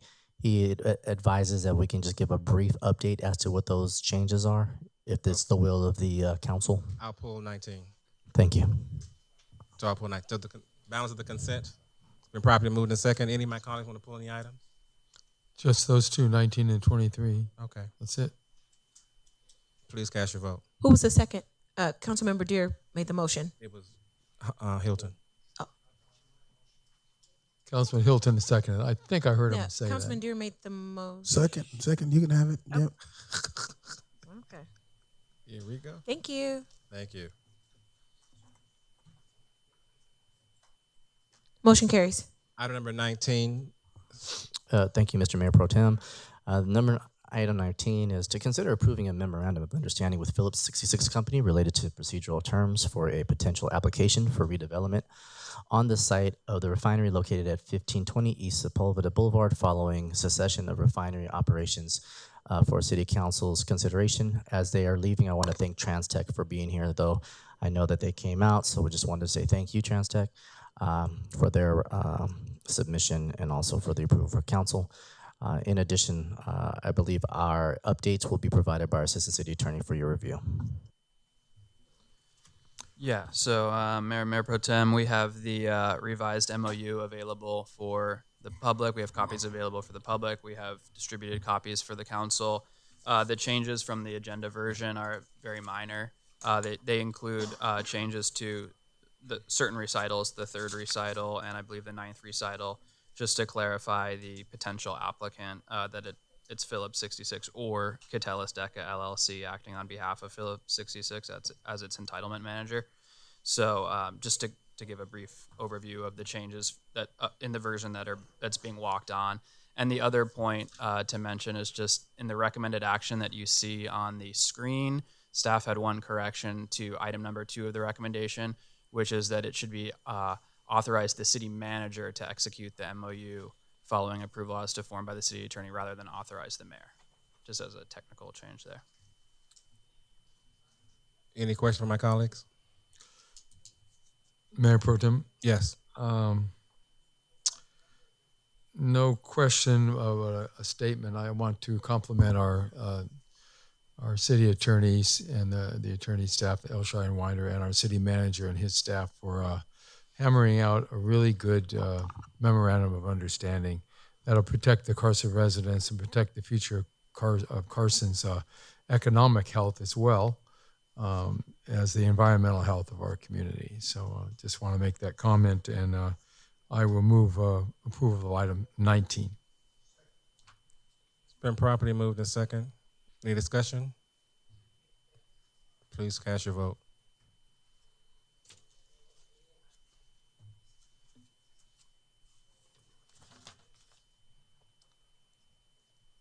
Motion carries. Thank you. I'm going to finish out the balance of this before we go back to 23. Number 28, consider an update on the city projects. City manager. 28. 28. Thank you, Mr. Mayor Pro It's a Tem. receive and file, but. Oh, sure. That'd be Dr. Rogers, wouldn't it? Well, there's a couple. I was just going to open it up so that if there was any questions, we can. Did you want me to just read the report? And, yes. Okay, sure.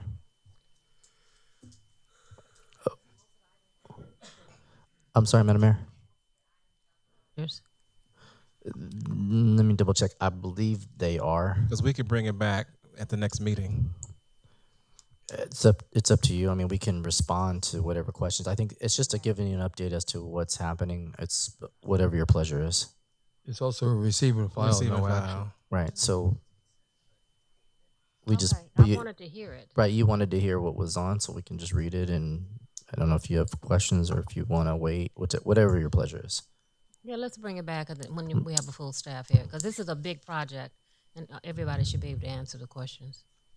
Sure. Well, we can. I know you will, Mr. City Manager, but I want him on the hot seat.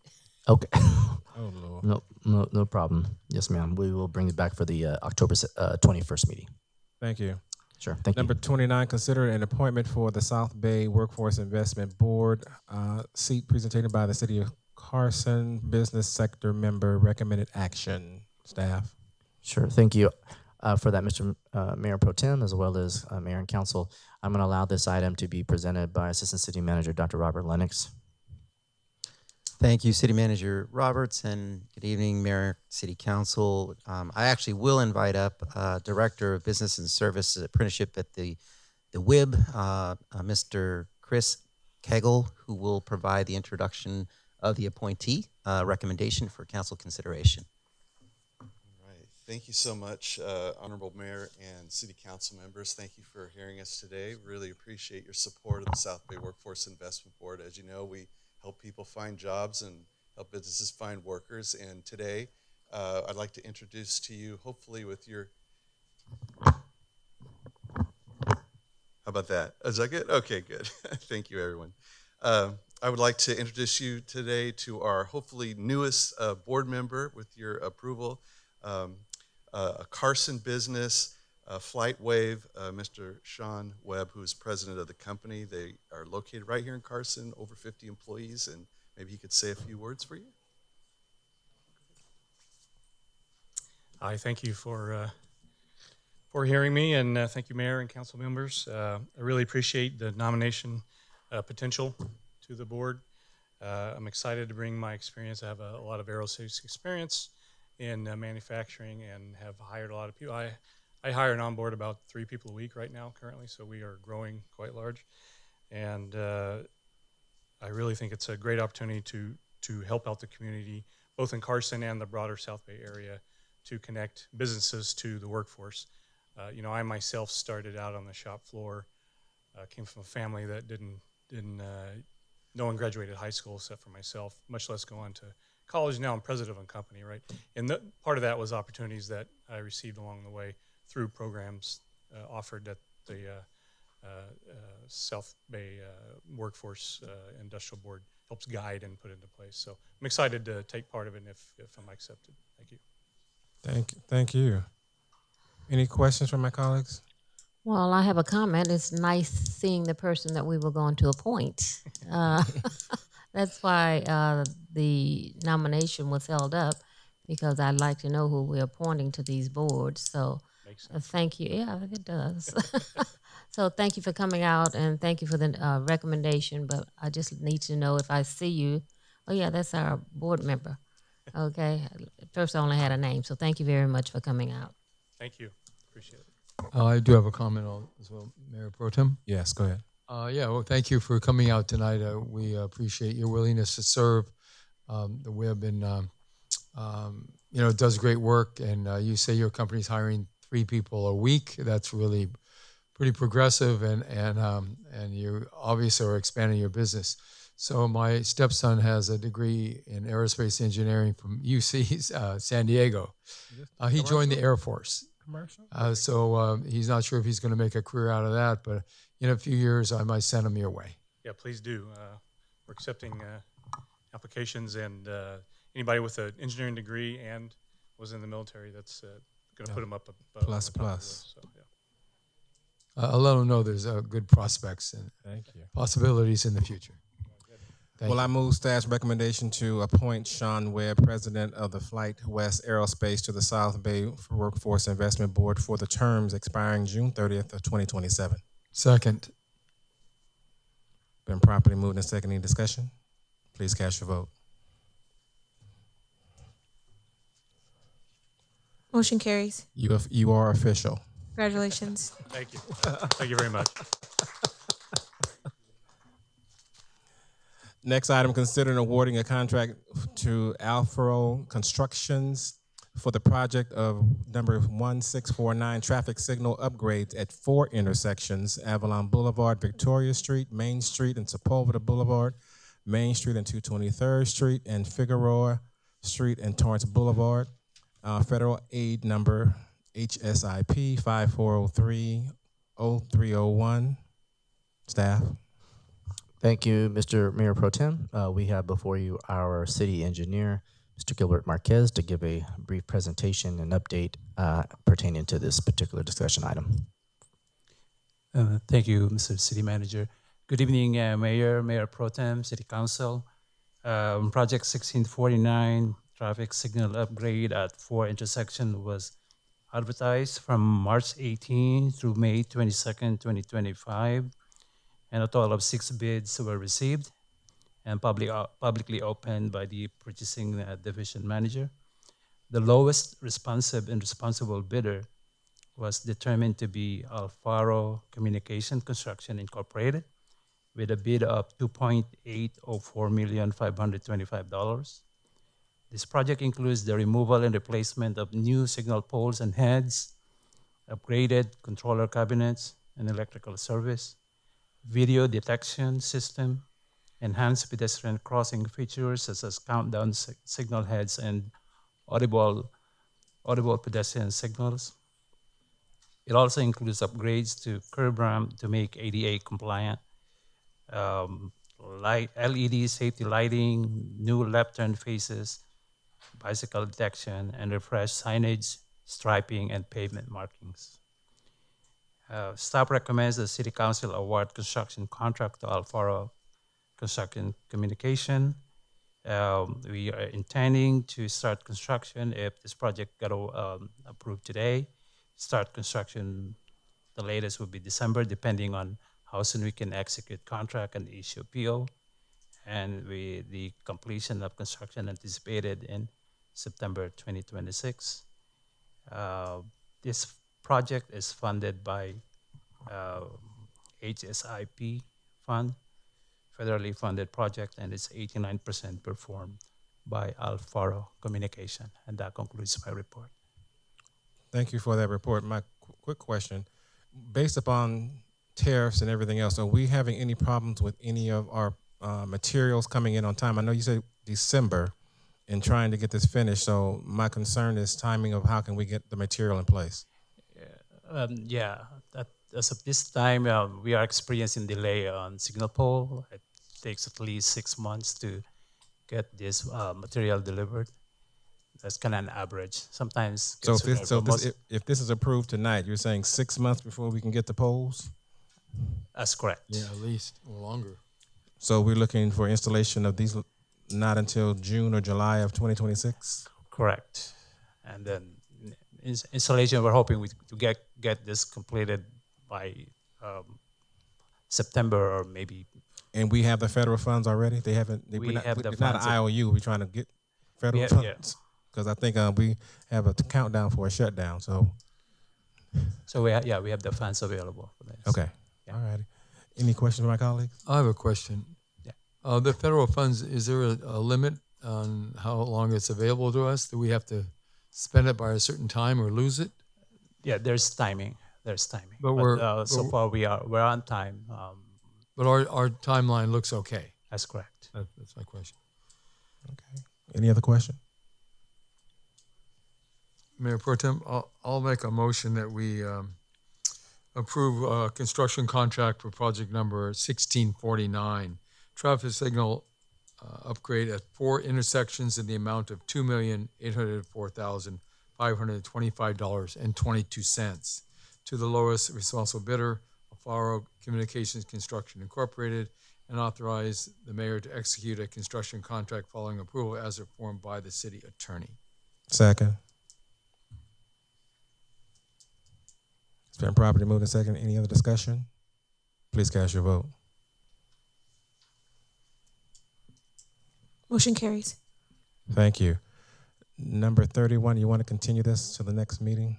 We can continue 31 to our next meeting. Now we're back to item number 23. Good night, Madam Mayor. Good night, one. They're putting me out for this item. Okay. So I will be going Do you have any comments before you leave? Any upcoming events? Yes, I do. Could I save this for the week? We really do. The Jazz Festival is this Saturday. I was going to let you guys announce that, but the Jazz Festival is this Saturday at Anderson. Oh, it's upside down. At Anderson Park. Eric Benet will be our headliner. It's going to be a wonderful, wonderful event. Jazz has no color, so everyone come out and participate in this wonderful event that's put on by the City of Carson and the Carson Citizens Cultural Arts Foundation. Starts at 11 o'clock. And we just come off, we've been celebrating all the diversity here in the City of Carson, which we always do. So come out and participate. Then 2 weeks later, we're having this All About Me Women's Conference. Is what? The flyer is in the book. It's sold out already. It's sold. We have about 400 people that have signed up for this conference already. 400 adults and 150 young ladies between the age of 18 and 35, I believe. So it's 150. And it's all about me, ladies. Come out. We have doctors coming out that'll do sessions, vendors that will be coming out. So I encourage everyone to we still have a little more room for you ladies. It's a day in pink, and we will be discussing issues that affect us as ladies. And we always have a few men to come and see what we're doing, but that's okay. We'll take you. But you have to be dressed in pink. It's a day in pink. Everyone has to wear pink. That's our color for today. I want to thank the Lulu girls. Where are they? And all the staff for working on this event. I will be leaving Sunday morning. I just found out, Saturday night, going to Tokyo to speak at the University of Tokyo, representing the city of Carson. That was an honor. I was invited down and other mayors to speak at the University of Tokyo. My colleague will be on the panel with me, Arlene Rojas. So we will be leaving this weekend, coming back the following Saturday. So Carson, we're going to be represented. I mentioned earlier, we're global now. Everyone knows the city of Carson, the jewel of the South Bay, and I was honored to be asked to come over. And thank you for all the staff for your hard work. And to our new staff, you've just begun to have fun. I will excuse myself.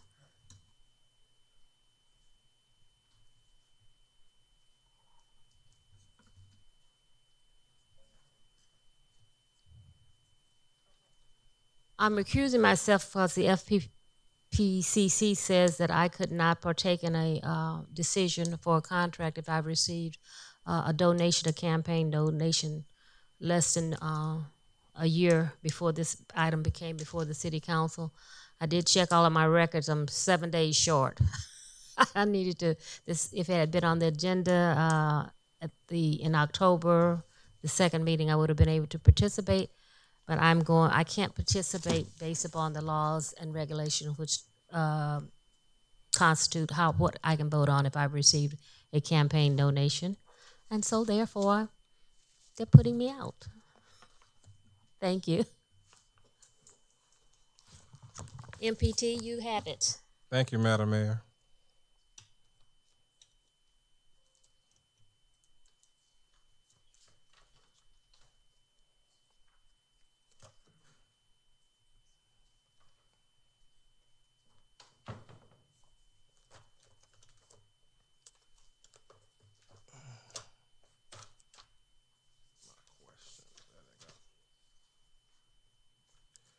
Okay, item number 23, considering awarding and approval of a contract service agreement with Uber Technologies for Incorporated for the Dollar Ride services.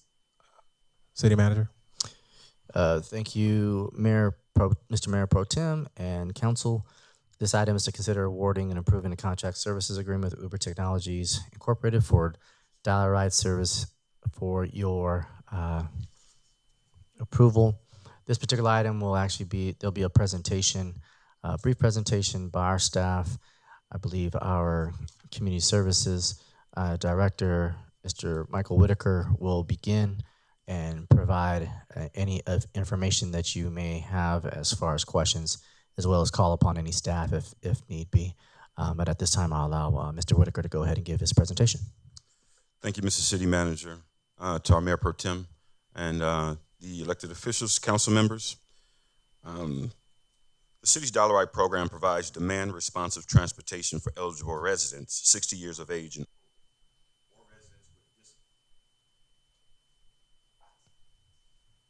They turned it off in the back. Or residents with disabilities 18 years of age and older. Services are available 24 hours a day, 7 days a week, including holidays. Applicants must complete an application form and provide proof of residency to enroll. Once accepted, participants may take trips within the program's designated boundaries for any purpose and may also access medical and social services as designated locations in Gardena, Harbor City, Lomita, Long Beach, San Pedro, and Torrance. The city's current Dollar Ride service agreement with Administrative Services Co-op, better known as Yellow Cab, expired on June 30th, 2025. Prior to its expiration, the city issued a request for proposals on October 17th, 2024 to solicit services from qualified vendors. 2 proposals were received from Yellow Cab and Uber Technologies Incorporated. Based on evaluation criteria, Uber scored the highest, exhibit number 2, under evaluation scores. Staff initially planned to recommend award of the agreement to Uber at the June 3rd, 2025 City Council meeting. However, additional review was needed and the item was deferred. To ensure uninterrupted service, the city extended the Yellow Cab agreement through December 31st, 2025. Under the proposal agreement, Uber rides may be requested through the Uber app or via Uber's call center at no additional cost to participants. As provided in this agreement, Uber operates a virtual marketplace platform and mobile application. Uber app allowing participants, residents 60 years of age or older, or residents with disabilities 18 years of older, the opportunity to request a ride to a location within city's authorized service area or an approved satellite location. This is referred to as the ride request. Independent third-party providers of on-demand ground transportation and/or logistics services using Uber technology under license from Uber may accept ride requests from residents, including under the city's Dial a Ride program. If the contract service agreements is approved this evening, staff will begin implementation of the new Uber Dial a Ride program. Current participants in the city's Dial a Ride program will first be notified of the upcoming transition in service provider. In partnership with Uber, staff will build and test the new program operations to ensure smooth rollout and a positive user experience. Staff will also assist with creating Uber accounts and will be available to answer questions regarding the use of the Uber platform and program details. With these preparations in place, participants will be well equipped for the official transition to Uber service on January the 1st, 2026. And ongoing support will be provided by staff throughout the program's launch and operation. Fiscal impact: should the city approve the recommendation, funds for the first year of the agreement are included in the adopted fiscal year 25-26 operating budget under Proposition A and Proposition C. Funding for the remaining years of the contract will be allocated in subsequent annual operating budgets. We have exhibits will be draft agreement and the evaluation scores. Mr. City Manager, that concludes my report. Thank you, sir. Okay, thank you for that report. I have several questions. One is in the well, I can let the people speak first. Dr. Bradshaw, you had how many cards? 3. Start calling. Conchita Diaz. Okay. I am Elenita Ernacio, sister of Conchita Diaz.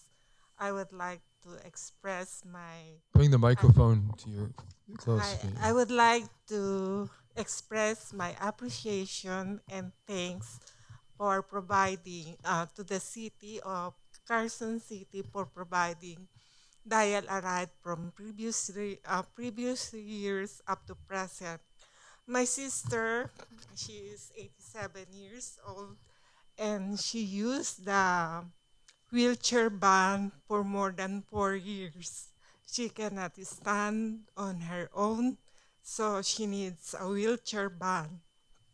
And that I'm appreciating the Dial a Ride, especially the drivers, because they show kindness and respect to my sister. And they are very patient to her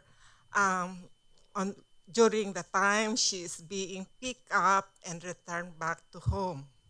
She is using Dial a Ride for dialysis and medical appointments.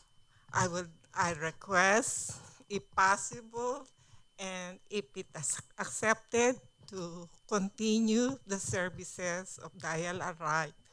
Thank you very much. They're very good, the driver. Thank you. Thank you. Thank you, Ms. Diaz. Marco Soto?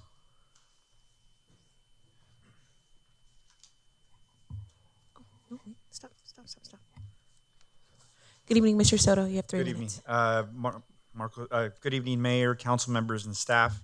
My name is Marco Soto. I'm Vice President and Director of Operations at ASC. First, I'd like to recognize the Mayor and the Council for being fair leaders. Time and time again, you've shown that you carefully weigh all sides of an issue before making decisions in the best interest of the residents of Carson. I want to talk a little bit about the cost and value. In 2024, ASC billed the City of Carson $259,000 for transportation services. The proposal before you would now cost the city $800,000 per year, more than triple the current cost. We respectfully ask why pay so much more for less accountability and fewer guarantees for safety. We have local drivers and community ties. Our drivers are local residents who operate as small business owners. They care about Carson because they live and work here. They know the riders personally and have been providing the service to the community for over 20 years.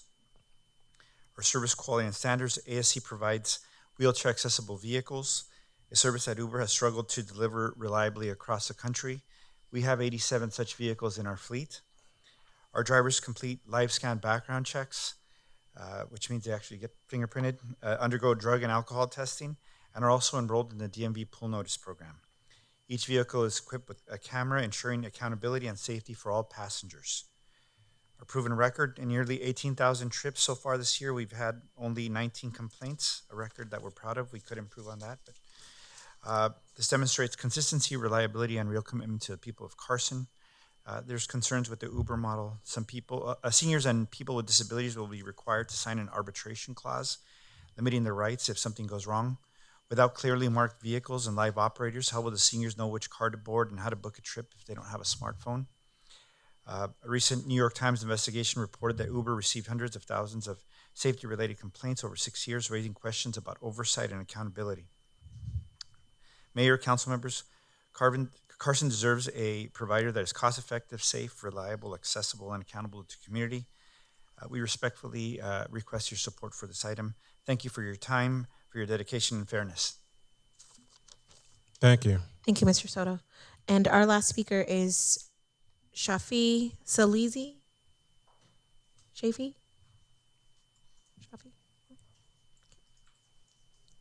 Good evening, Mr. Salizi. You have 3 minutes. Good evening, council member and staff.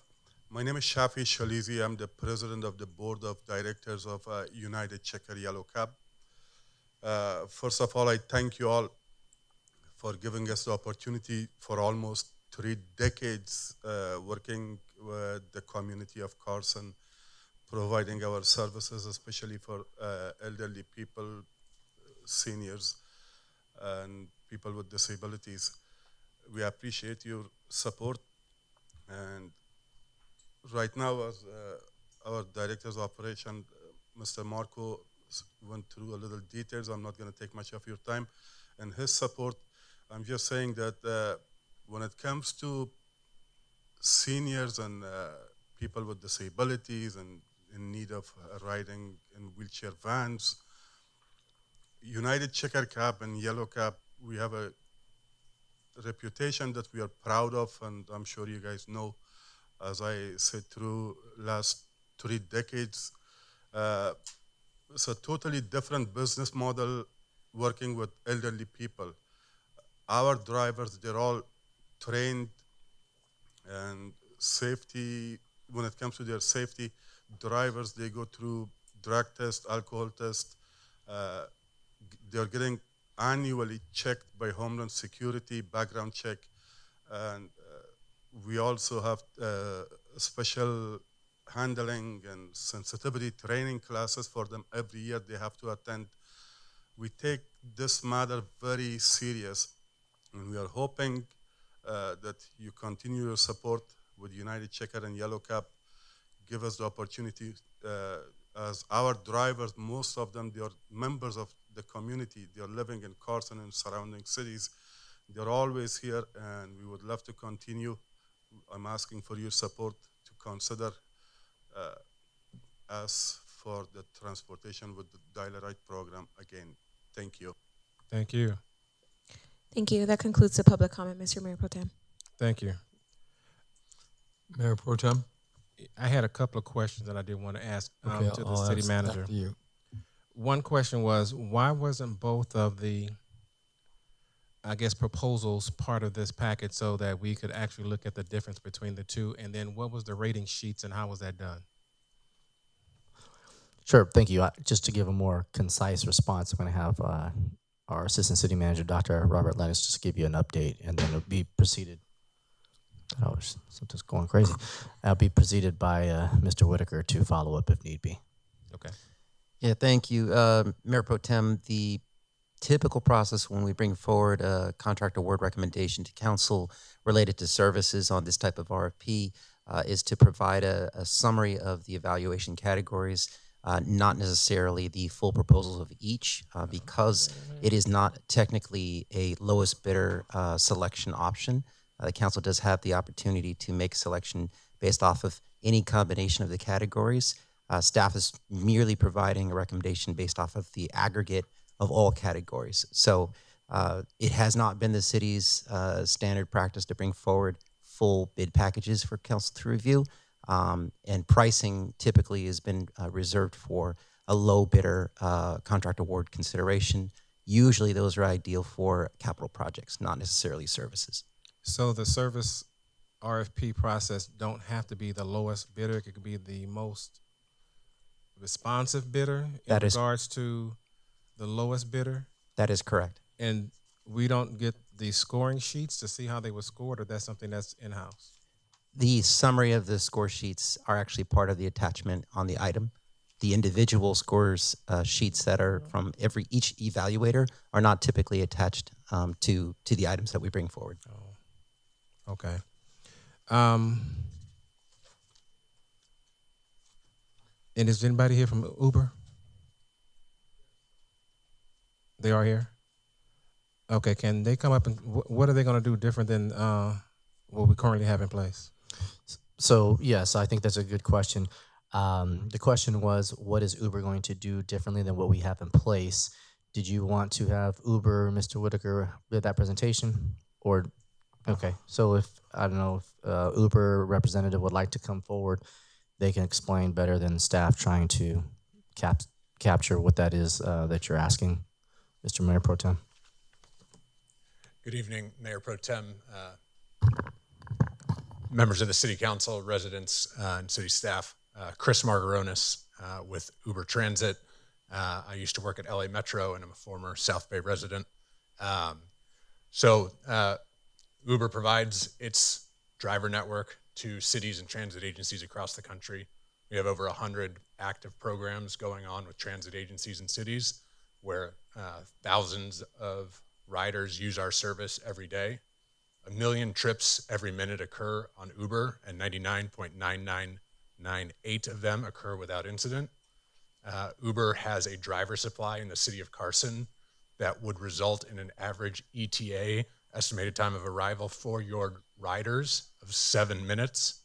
I don't know how that compares, but 7 minutes is pretty good. Our cost, I believe, if you were to award to the low bidder, would also go to Uber. Happy to field any other questions.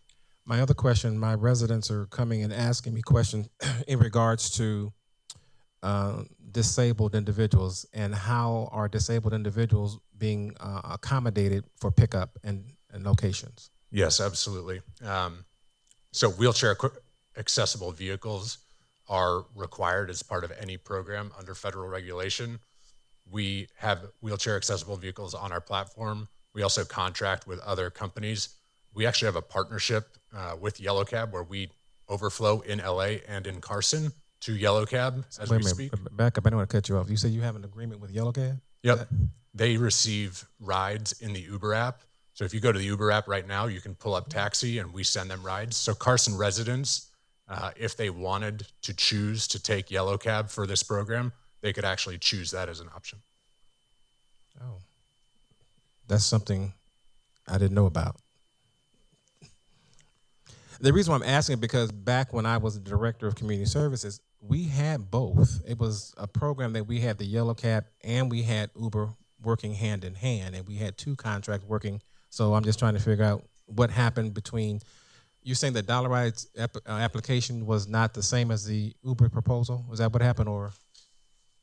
No, based on Mr. MPT, based on our notes, based on facts that we have, it's strictly data related. Everything in the actual report, even for, they were talking about wheelchair rides, there's an additional charge for dial-a-ride in regards to them picking up someone who has a wheelchair. There's a $20 charge for that. Uber's charge for that is actually free.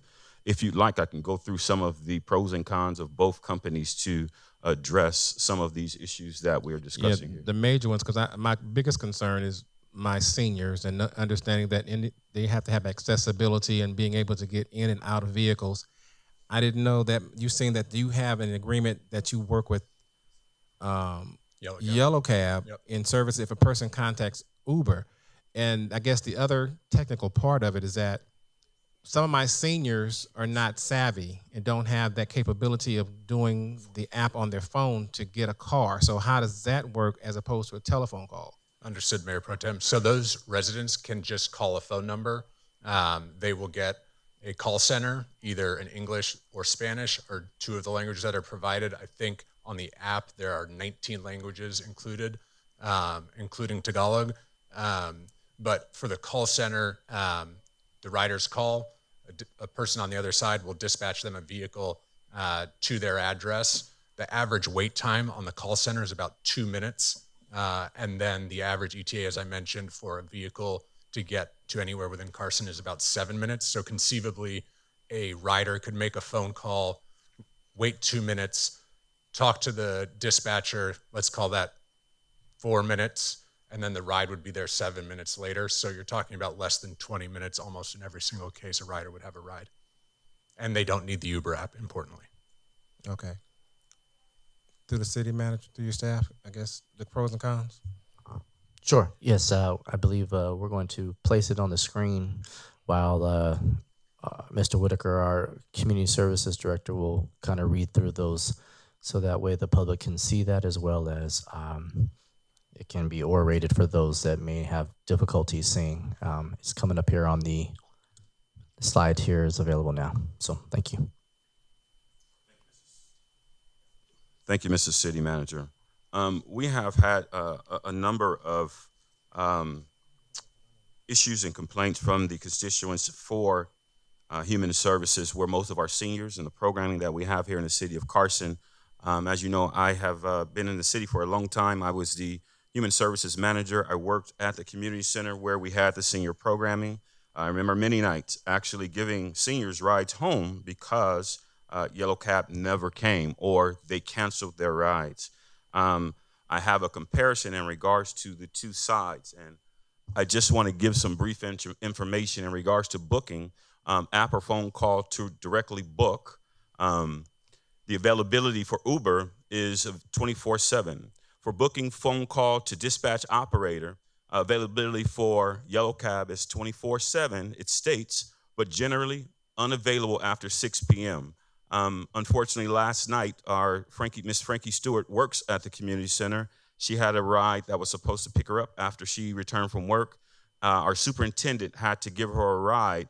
As they were about to leave, that's when the cab finally showed up, and it was about 45 minutes later. In terms of accessibility, no smartphone needed at no charge, no advance notice for wheelchairs at the same time for Uber. For Yellow Cab, accessibility is $20 for wheelchair vans with 24-hour minimum notice required. For Uber, real-time updates, real-time location tracking before and during your ride, and you can also give that information to close family members so that they can check up on you in terms of your ride. For Yellow Cab, real-time updates is incapable. They do not have that particular service for Yellow Cab. For Uber, wait times approximately 5 to 8 minutes is in the report. As he stated, it takes approximately 7 minutes to be matched with a driver. For wait times for Yellow Cab, approximately 10 to 30 minutes to be matched with a driver. Driver screening and accountability for Uber, background checks, DMV screening, and driver rating system. For Yellow Cab, driver screening and accountability, background check, live scan, DMV pull notice system is the extent of what they do for their drivers. In terms of cost, estimated $21,708,000 per month based on 1,800 4-mile trips around the city of Carson, no admin fee, and funding through Proposition A. For Uber, in terms of cost for Yellow Cab, estimated at $25,518 a month based on 1,800 4-mile trips. Also, there's a $3,000 monthly admin fee, and some of that funding does come through Proposition A. So the more we use those monthly funds from Prop A, especially at a $3,000 track, it takes away from the amount of money that we can spend annually for our seniors. And if you think about that particular point, we have $3,000 a month. That's $36,000 a year.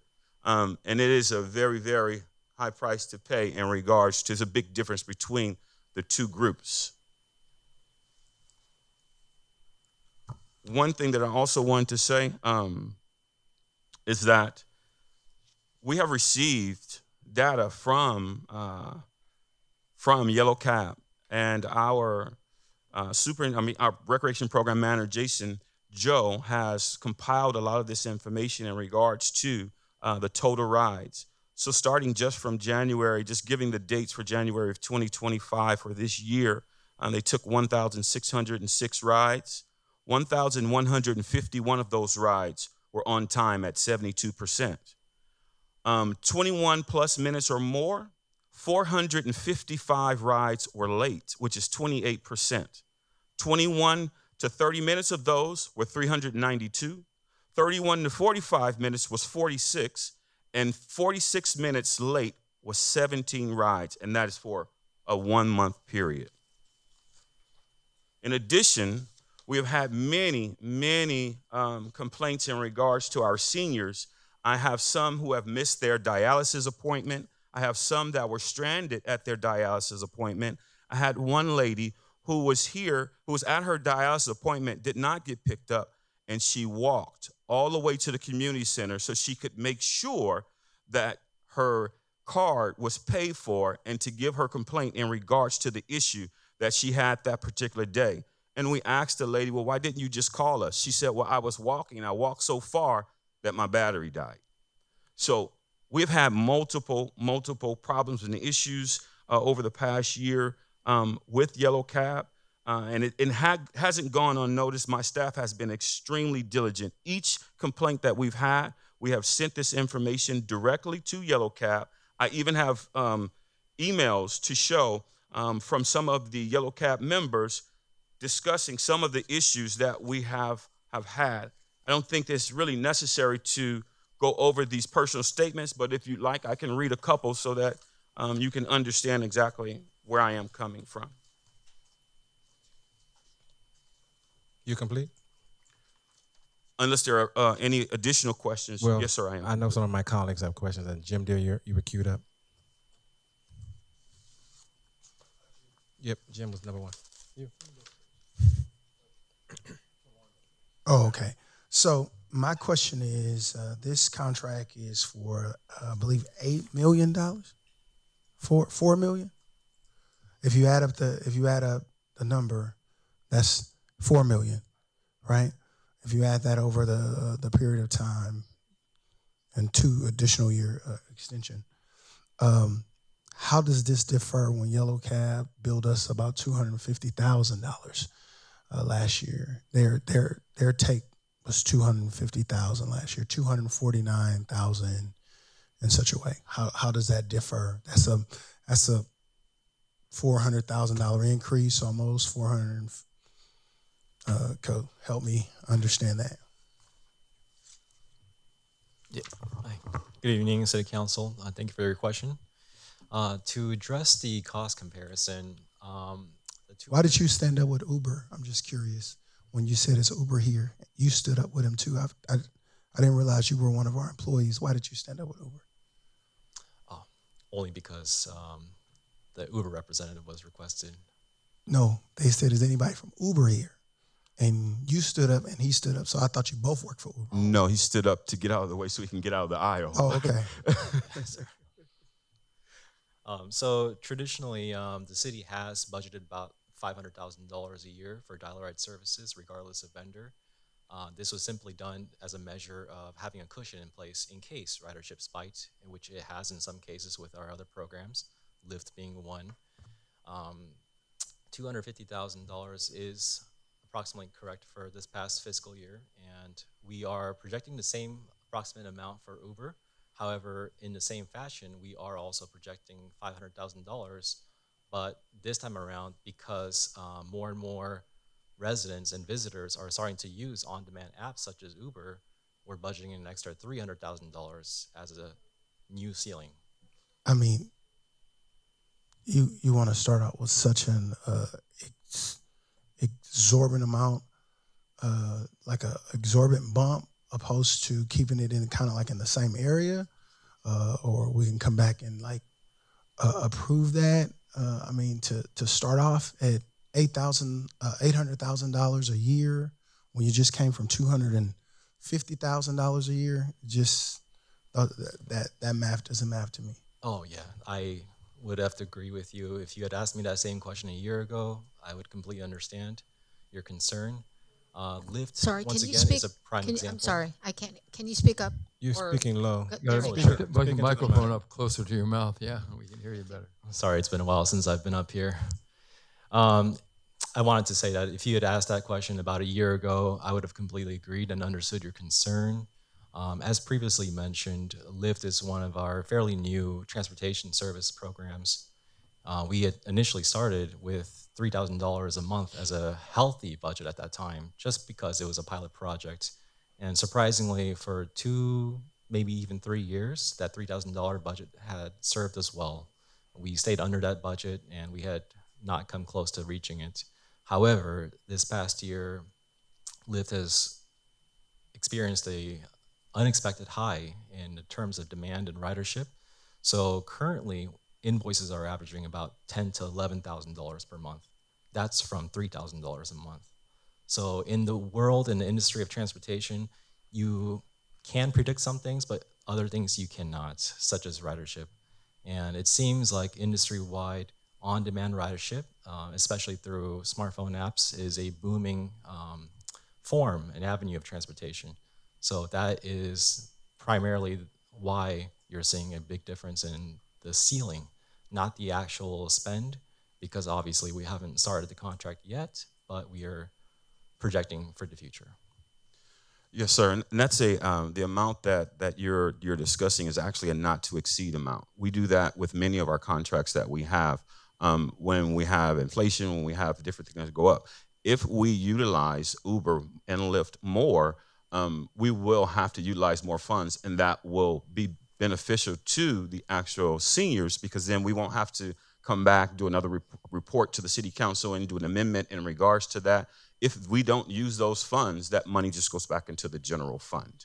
But one thing that we need to also understand is we have, during the proposals, we actually were making sure that the numbers that we had for the proposals, we actually looked at both of them in regards to what they were proposing, and the numbers that we came up with today are based on the proposals that were given during that particular period. And then you talked about the point system being off. You want to share how many points Yellow Cab was off compared to Uber? I'm just, since you talked about they did points, I think they might have been like 10, 12 points off or something like that. Councilman, yes, I can speak to that here in just a second. I will say that for Dollarite services, we're looking at 99.25 for Uber, and for the other, we're looking at 85.75.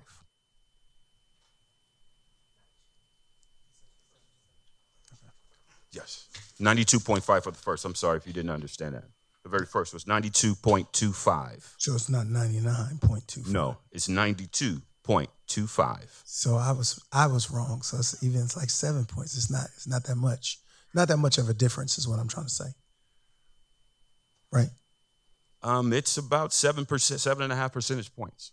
Okay, I was wrong with the 12. So I mean, I'll hear from my colleagues and see how to proceed from there. Councilman Deere. Thank you, Mayor Pro Tem. Okay, there's a lot of questions here because the decision we make tonight is not just based on data or statistics, it's based on human experiences. So I'd like to, if I could, have the representative of Yellow Cab, its Administrative Services Cooperative Incorporated, come forward. Don't go away, I may call you up too. Hi.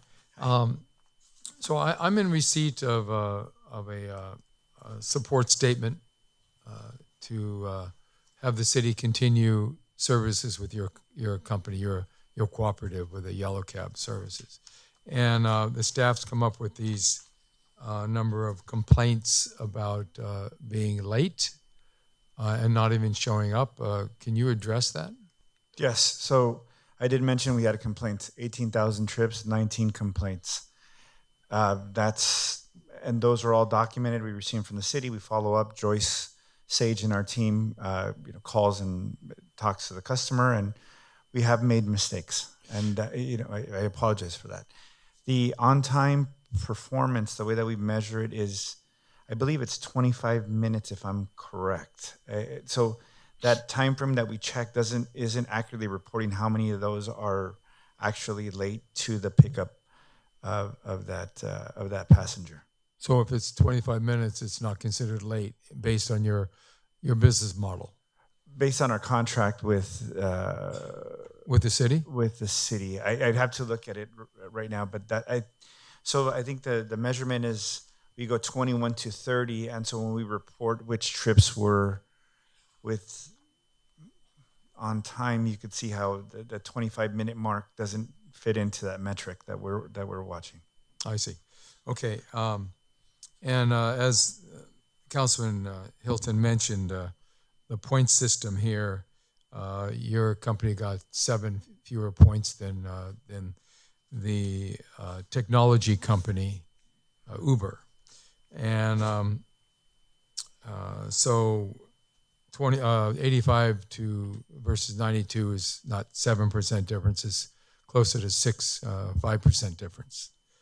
And so of the 19 complaints, how many of them were resolved to the satisfaction of the rider? Because, it's the kind of thing like statistics are interesting. If you're talking about, say, if I could give an analogy to crime statistics, if crime is going down in one area, but you are a victim of crime, to you, crime is 100%. That's a problem, right? So what about the people not getting a ride that should be getting a ride? How do you deal with that? Do you no longer keep that driver in operation, or what happens? Well, I mean, you should really not have senior citizens not getting a pickup. So how do you handle that administratively? So a couple of ways. One, the drivers receive an attribute on the computer to be able to accept the trips. Not all drivers are eligible for the dial-a-ride trips. They have to go through the training every year, and if they have any complaints, they get removed from the dial-a-ride program. But it's not only your dial-a-ride program, it would also be Lomita, Torrance. Any other dial-a-ride program is now removed from their book of business. I see. For poor service. If the issue is with the dispatch department and they failed to offer the bonus, because on top of whatever fares they're being paid, if the call is not there in a timely manner, then the dispatch department is instructed to offer bonuses of X amount for 5 minutes late, 10 minutes late, so they're on top of that. Now we receive a complaint from the city. Joyce Sage follows up with the customer to make sure that the issue was addressed to their satisfaction. We then move on to a critical rider list. If we notice that it's a time frame where we don't have cabs during that time, so to make sure that there is somebody assigned to that person. We also have routes that assigned to the customer? A driver's assigned to the customer to make sure they don't have that same complaint again. I see. Okay, very good. We also have a routing program, so calls that are placed in advance are then routed to specific drivers. On top of that, we pay 2 drivers $250 a week to stay here in the area and be available in case a call comes up, and the dispatcher is supposed to call them and let them know that a passenger is waiting. Now that system could fail, right? The dispatcher doesn't call that driver, but then we address that issue also with the dispatch department.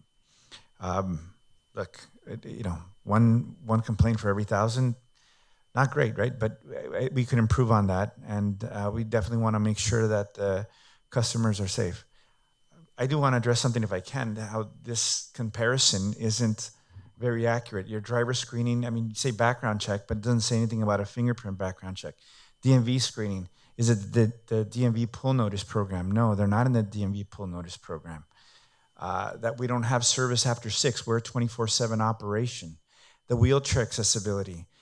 They partner with other folks. Yes, we do have an account with Uber. They pay our drivers 3x of what they pay their UberX drivers to perform that same trip.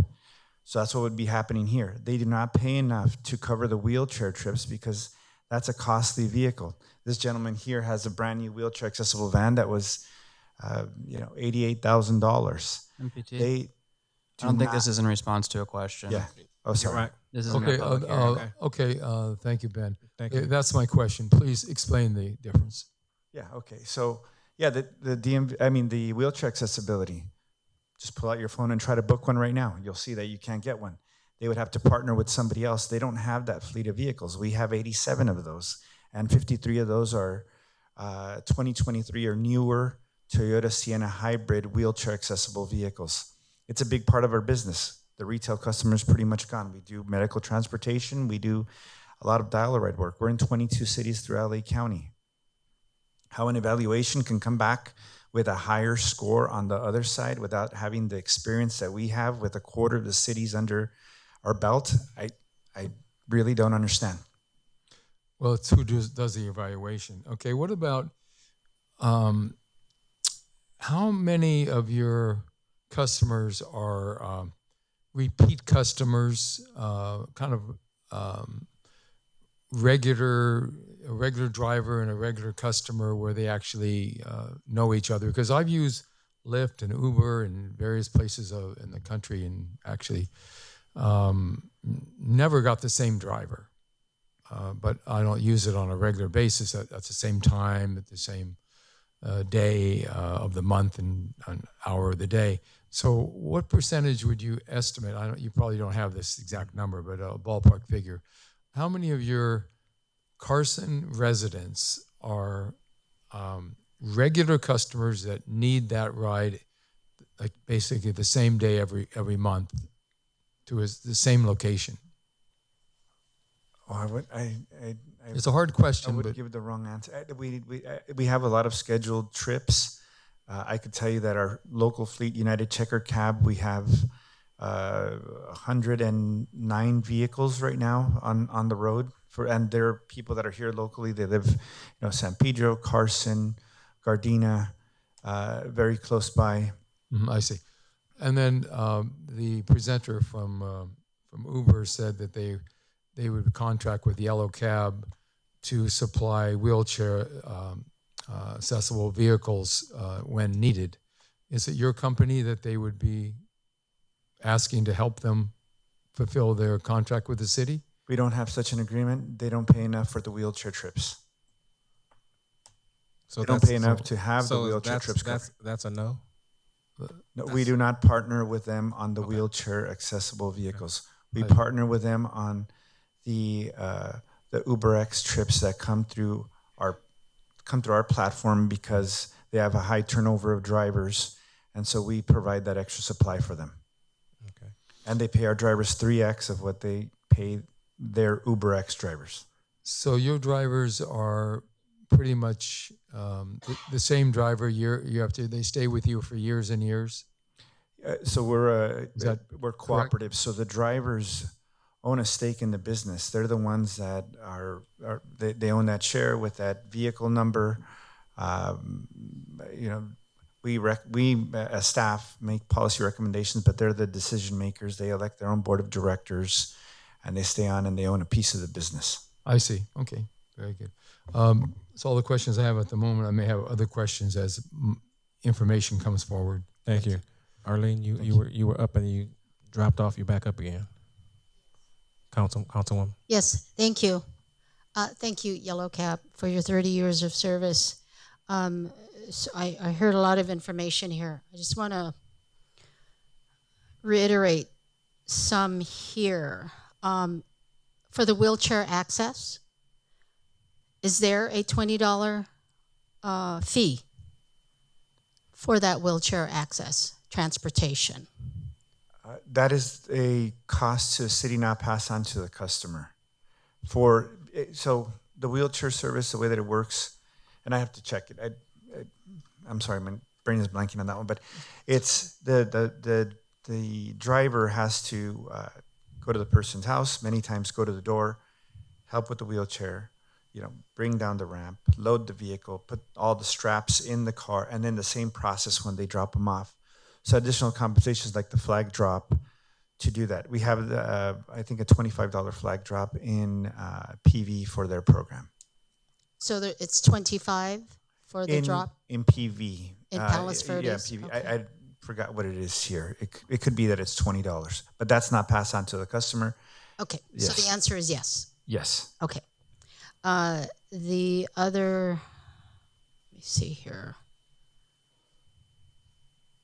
Okay, so I'm a little more of a safety type of person. I like drivers, so I request them a lot. One of the things that these drivers today rely on technology, and that's something that we need to take that and update our city on technology. And I say that because in my law enforcement background, I've seen a lot of incidents occur, and the videos, the cameras, and being able to prove whether something happened or not, that is important, and it's necessary. So I know Uber, or when I get into a ride, I know what the car is going to look like. I know the license plate number. I know the driver. And I could also see that on my phone, and I could share that information with a third party. So if I'm sending, let's say my mom, who's 97 years old, and I can't get to her, but she needs to get somewhere, so I'll order a vehicle, I could actually follow that. I could follow from point A to point B. If they make a different turn, or a turn that I don't think they should be making, or that there's a better route, I could see that as well. So does your company have that capability, have that technology, where the driver and other family members can follow the route? Not at the time. Or if somebody is on the application and books a retail trip, they could do that. We're looking, the next step is to move these dial-a-ride programs onto the application. But as you can imagine, there's seniors sometimes that still have challenges using the smartphone application. So we're using a QR code system right now with the card, but all the trips are tracked. Our drivers have been vetted before they even started working in the cab industry. They have to be vetted by a law enforcement agency where they actually take their fingerprints, not, a third-party background check. Yes, I understand yeah. that. Yes. So my question is, so you don't have that real-time capability right now, so that if I had to send my elderly mother somewhere and I couldn't be there, but I could watch the activity. So you don't have that now. We don't have that. You'd have to just call and ask for the cab that they went into, but we have the recording and the camera footage. And let me see what else. Okay, on here, I know you have that comparison on there. I'm just trying to confirm, or if the information is correct. I know Councilman Deere talked about this, but the approximate wait time, 10 to 30 minutes to be matched with the driver. Is that accurate, or is there a better time on that? I'd have to look at what it is. I'd have to look at the report, but I could tell you that under 30 minutes, we're at 98% for the year, for overall, for all the fleets. And I understand that's not considered I'd have late. to look at. That's average? That's correct, yeah. 10 to 30 minutes. No, under 30 minutes. Under 30 minutes. Okay. Okay, under 30 minutes. Okay. Let me see. I'm trying to see what else is there. Okay, I know you touched on it. It says you're available 24/7. This one says generally unavailable after 6 p.m. Is there anyone that could give me facts on that, on whether that is accurate on needing transportation after 6 p.m. Do we have data on that? Yes, ma'am, we do. To expound on that point a little bit more, that's part of what I was saying. Sometimes we have some of our staff that give rides to some seniors that their Lyft rides or yellow cab rides have actually been canceled. And that's the real issue in regards to making sure our seniors safe. Within another month, within 30 days, it will be dark at 5 p.m. We've had people at the community center as late as 8 p.m. at night, some 8:30, and had to call other family members or staff members had to assist them, or even our transportation division would assist in that process as well. And so this is something that we have taken notice to, and that's the real reason for this recommendation, is to make sure that our seniors, number one, are safe and have the ability to utilize the Uber services where they do have a really, really quick turnaround. But in regards to the overall time limits that we've received, we find that most of those calls for Yellow Cab have been 21 minutes plus. Okay. Thank you. Thank you, sir. Okay, one last question, I promise. Going back to technology, and again, we have World Cup coming, we have the Olympics coming, so there's going to be a lot of people, elderlies also, that will need rides. But a lot of us work, we can't do it for them, but safety is necessary and important. So will you, does the company consider going into or updating their technology to get real-time tracking? Do we have that anywhere in the works in the next 2 years? We have it in our application. We just haven't moved this service, the dial-a-ride service, over to a smartphone application because a lot of folks are still not using the smartphone application. That is in development now to move the card system over, but you got to think the flexibility of getting a card, right? Somebody puts it in like their debit card or their credit card, and they could get in the car and scan their card on the tablet. That records the GPS coordinates of where they were picked up. When they're dropped off, it gets scanned again, and we tell the person you have X amount of trips, and has the picture also of the person on that phone. And we have the recording, the video footage, all the other tracking information if we ever needed to locate anybody. Knock on wood, we have not had that issue with a dial-a-ride customer before because our drivers are vetted before. Okay. But the real time, I'm talking about the actual app where we order a ride and I could sit somewhere else and watch the ride occur. We don't have that set up right now for dial-a-ride, but that is in development. Okay. Thank you so much. And again, thank you for your 30 years of service to the city of Carson. Thank you. Thank you. Before I bring Councilman Deere, quick, I want to piggyback on one question that Mike Whitaker had brought up. You talked about staffing had to take individuals home.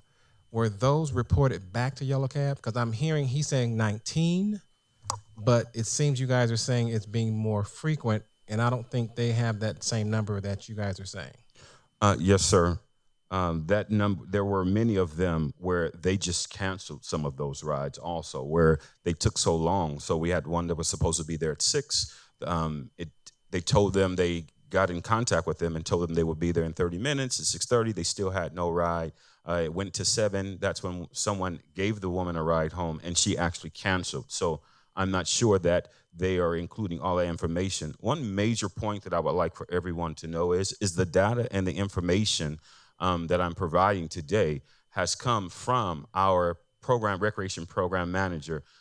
He did an exceptional job when he completed the initial report for this particular item, because in that report, he also made sure that they would send us these statistics monthly. So these are not our stats. They're from Yellow Cab. Oh, okay. Jim? Okay, thank you. Something my colleague, Councilwoman Rojas, brought up about wheelchairs. Now, this program, as we all are aware, is for people 60 years of age or older. So we've got people in their 70s, 80s, 90s using this program in Carson. It's also for people under 60 years of age that qualify as disabled, and often they need a wheelchair. So I don't know if you're the one I should ask, or maybe the Lyft representative. But if you have a person in a wheelchair who needs a ride, and a regular Lyft driver shows up, that Lyft driver is not going to give them a ride. They're going to have to get a wheelchair accessible vehicle. And it sounds like from the presentation of Lyft that they're going to contract with Yellow Cab to provide that vehicle. Is that true?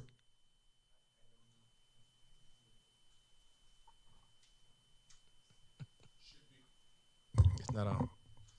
Should we be awarded the contract, we will contract with a wheelchair accessible vehicle provider. We contract with Yellow Cab in many places. We have an arrangement already with them for regular vehicles, as the gentleman stated. There are other companies out there we can contract with. So there are multiple options we can look to contract. So the regular Lyft drivers, by the way, are they employees of your company? As the gentleman may know, all TNC and gig workers are independent contractors.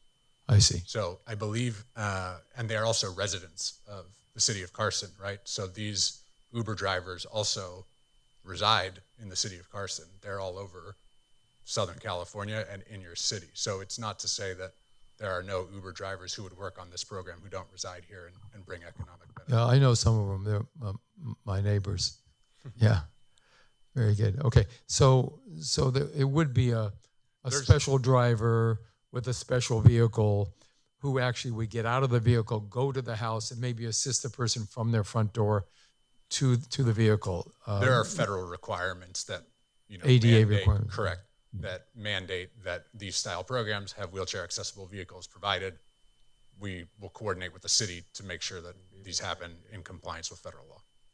So, I mean, your company is basically a technology company, but you would then contract with a transportation company to make sure that those residents get a safe ride in with their wheelchair. I see. That's right. Okay, thank you. And there are Uber wheelchair accessible vehicles in LA County, but we need to contract to make sure that your city has a sufficient number for the number of passengers in the event we are awarded this contract. We would make sure that happens.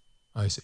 And then you say that people that don't have a smartphone can use your service by calling on the phone just like they call Yellow Cab and talk to a dispatcher? Yep, that's right. And in real time, you have a database online where you can see the trips that are occurring, the trips that were completed, and the trips, if there's a pre-scheduled ride that a rider needs in the future, you have that all in real time. So if we have those rides queued up right now, you could see that Mike took a white Toyota Prius 20 minutes ago. He went to this destination. If you're the program manager, you can see all that information in real time. And you can also know that, one of your riders who, you're concerned about is in transit. You can see that they were dropped off in real time as well. I see. Okay. Thank you. Okay. You complete?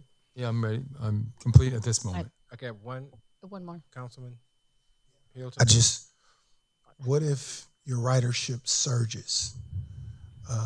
I've been in places where the rides surge all at one time, right? Yep. And that I would have to click over to another app. Like I will get a ride and then that ride falls off.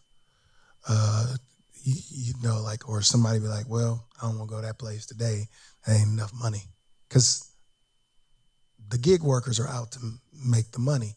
The distance, so what about, I'm just saying, could it be instances where they may drop the ride, or could it, statistically, how many rides do you all drop? I mean, you're new, so we don't have anything to base it on. Yep. So I can check my note to get the specific number, but I know that the average cancellation rate is 3% of all requests, and that can include riders canceling on the driver. So 97%, that means you go on the app, you request a ride, you're going to get a car. There's, I think, 67,000 active drivers in the Southern California area that could respond within a reasonable period of time to come to Carson to do a ride, to pick up a ride. That's over, I think, a 24-hour period. So there are a lot of drivers available to help support this. And you mentioned surge. I don't know if you were going to reference pricing, but the pricing sheet includes sort of the overall average. So that includes everything under the sun over a 12-month period. So you're getting the full average there. Yeah. My concern is well, I got a few of them, but my concern is, I mean, we're in the area of like Dignity Health. Just say that's a Saturday, somebody got to go to their dialysis, they have a game. The surge rides, you know, will they be on the same? Will our seniors be on the same app as the regular people? It is the same service. There's no delineation for discrimination purposes, but the average arrival time is 7 minutes. Okay, thanks. Councilwoman. Okay, thank you, sir, while I have you there. Okay, so I'm actually on the app right now. You have everything from pet to women drivers, so thank you for that. And then there is WAVE, that's the wheelchair access vehicles. We're concerned with that. And then the assist, which is for people who, special assistance from certified drivers. Could just explain that one, what the assist one is. Those drivers have a little bit extra training to deal with helping passengers who might need a little extra assistance in and out of a vehicle, whereas a regular UberX driver, you know, they aren't required to open the door for you. They're not required to open the trunk for you. Okay. So that's the delineation. Thank you. And then you also have car seat. Now, I'm looking at all the times. They go from 4 minutes, some are 2 minutes, but there's one here where if they can wait, if they're able to wait, the most they'll wait is 23 minutes. What's the product type? The wait and save. So you can get a discount if you choose to wait 23 minutes, but you don't have to. Okay, but everything here is like 2, 3, and 4 minutes wait time. So all these drivers are going back to, you said that you contract out. With the regular, we were talking about wheelchair accessible vehicles. Yes. Uber will work to contract wheelchair accessible vehicle service alongside the city. With the drivers that are on the platform, they're already there. So if you wanted to turn on this program tomorrow, we wouldn't do it that quickly. You'd want to pilot it, do testing. We have a full-time customer success manager who will work with your staff throughout the entire course of the contract to make improvements to the program. But we could set the program up very, very quickly because those drivers are already there. And that's really what you're getting, is the benefit of the driver network being there, and that's why the cost is low. Okay, thank you. We're all complete. I just have a couple of questions regarding, for other communities, what cities are utilizing Uber exclusively for their dollar ride programs? City of West Covina uses Uber. Say that again? City of West Covina is one of the locals. Pomona Valley Transportation Authority has a big program. Omnitrans, LA Access, the local paratransit provider, has a program with Uber. LA Metro has 2 programs with Uber for the low-income fare is easy program, and also a mobility wallet program for low-income residents in South LA. And MetroLink also has a service disruption program, which is not the same style of program, but anyway. I guess my real concerns are my seniors, and going back to what I remember and regarding my seniors, that continuity is very important to them because they look for familiarity and making sure that who is driving them, they feel safe because they know their faces. And if they're getting cars there or in a vehicle that they don't know who the driver is, they are kind of apprehensive about it. My concern is through Yellow Cab, I'm real concerned behind how many people have been left and not picked up. I mean, that shouldn't be happening at all. I mean, if a person is at a dialysis and needs to be picked up and no one responds and she ends up having to walk back to the community center, that is unacceptable totally. And if you have seniors who are at the community center who are trying to go home, and then next thing I know that my staff at the community center has to take them home, that is unacceptable. These are things that causes people to have concerns about the, I guess, the availability and how much responsive you are to making sure that you're picking up individuals. But what I'm requesting, and I don't know if this could be done at this point in time, go through the city attorney, we've always had, when I started the project, it was a bifurcated program where we were able to at least have the yellow cab service available to some of our seniors because the seniors want a yellow cab and they're not used to anything other than a yellow cab. And I think the staff talked about, when I started the pilot program for Uber to come in, it was at 300,000. Was it 300,000 or around approximately that amount, about 300,000 when I started the program? And it seems that it's growing based upon the Uber usage. Well, maybe we need to look at a way of bringing this to flipping it around and giving the yellow cab the 300,000. And that's based upon their project and what they do, since they said it was 258,000 or whatever it was that you guys, and then but Uber is the main one that does the services for our city, and that we have yellow cab as a part of the other supplemental we did for, because I don't want a senior to have to sit here and not be picked up. And as stated, daylight savings time is leaving. We're getting ready to go into our standard time, and it's going to get dark at 5 o'clock. And most seniors, and I think the reason why our senior program closes at around 3 or 4 o'clock is because seniors want to be at home before it gets dark. And the minute you put them out there after dark, you got a frightened senior, and you have family members that are upset because they're not at home. So I don't know through the city attorney how that could be done. Does this have to be reworded or reworked, or we just award this contract and bring back another contract for yellow cab, or how does that work? That sounds like a separate procurement that you're discussing. We have this procurement in front of us, so we have to make a decision on this, and then we could consider initiating a separate procurement process. All right. Is that it? Yes. Yeah, that concept is very interesting. You know, I would think that because of the clientele, age 60 and over, primarily, and then people disabled, it makes sense to stay with the yellow cab. And if there is a situation where a call comes in for yellow cab and for some reason they don't show up, they got in an accident or whatever happened, the city could possibly have a program. I know it's a different procurement and not in this agenda item, but in a future agenda item, we could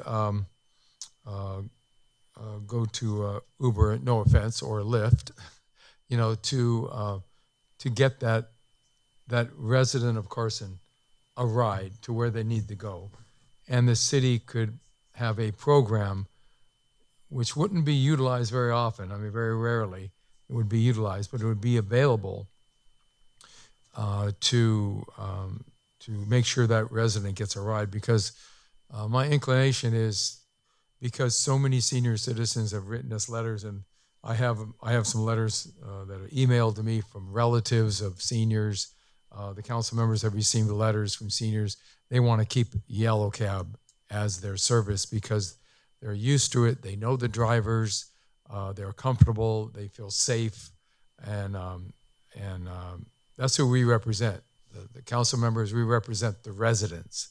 I'm all for advanced technology, and if this was for people under 60, it would be a different situation. But it's for people over 60 years of age, and they didn't grow up with the technology that we have available today. And then when it comes to wheelchairs, still you have to go to another company, not Uber, to provide a yellow cab, a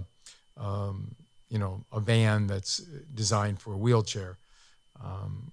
So that's why, you know, the seniors want to keep yellow cab, and they have a good reason for it. It's their age and their physical situation, their experiences. I think someday in the future, the younger people that use your service now are going to be senior citizens, and they're going to be familiar and able to utilize it. But today, it doesn't seem like the seniors in Carson are going to be very happy with shifting to your firm. No offense to your firm, but it looks like, you know, the seniors are what this is about tonight. So I need to do a quick recess, about 3 minutes. I have another question. Sorry. Sir, for Uber, when you have an incident occur in an Uber, either a theft or an assault or something that becomes an investigation, what is the turnaround time to get that video out of the vehicle and to the police departments to investigate? So we have a 24-hour incident response group. So an incident's filed. To be clear, not every single Uber vehicle, the driver has discretion whether to install a camera in their vehicle. So not every vehicle has a camera in it for incidents. So I think that answers your question. But when they do, it's real time? It's real time, and then if there's an investigation, if the authorities are involved, then they work in coordination. And they get it right away?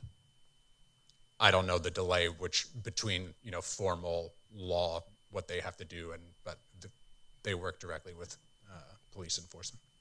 Okay, thank you. Thank you. I'm sorry to segue into the councilwoman's question. So these Uber drivers, they own their own vehicle. It's their private vehicle. It's their own vehicle. And that's why, you know, as I mentioned, the price is lower. And the reason that transit agencies and cities like these programs is they see their populations growing and needing to be more efficient with the use of their funding, so they're able to provide that benefit to more riders. Thank you for that. We You only mentioned we do a quick recess. one city. We're in recess at this point in time for the next 5 minutes. Thank you.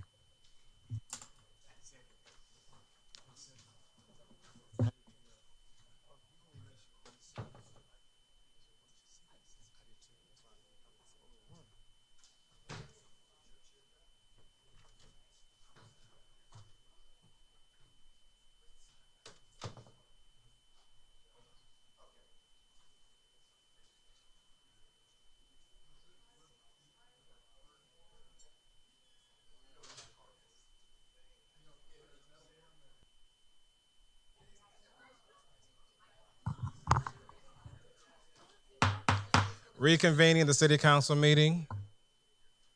We're still on item number 23.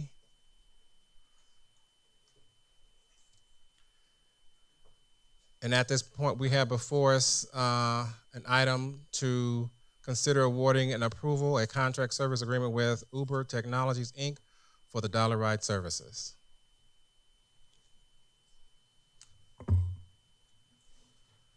And at this point, I'm making a motion to approve and award the contract as presented by staff's recommendation. Second. Second. It's been properly moved in second. Any discussion? I'd like to make a substitute motion. Okay. I think that I'm with my council member Jim Deere here saying that I don't think our seniors are ready for this. They have a relationship with the other companies with Dollar Ride. So I'm going in favor of Dollar Ride. Sorry, Uber. I'll second the motion that Administrative Services Technology Incorporated be awarded the contract for Dollar Ride services, also known as Yellow Cab. To the city attorney, that is a separate item. That's not before us for Dollar Ride. So we would need to entertain a vote on the substitute motion to see if that takes the place of the original motion. Correct. Okay, so it's been properly moved in second. Now we're voting on the substitute motion. Correct. So now we would vote on the substitute motion and to determine whether that takes the place. So it would be a two-step process, or we could make it a one-step process. But okay, Mr. Assistant City Attorney, for the sake of the agenda equipment, can we vote on the substitute motion first individually? You have to. It's required. But I'm saying just as the substitute motion, not combining it with anything else. So the substitute motion has been moved by Dr. Hilton. It's been seconded by Councilman Deere. So, but if the substitute motion carries, it becomes the motion on the floor. Correct. So we'll do a two-step process. And then the original motion would fail.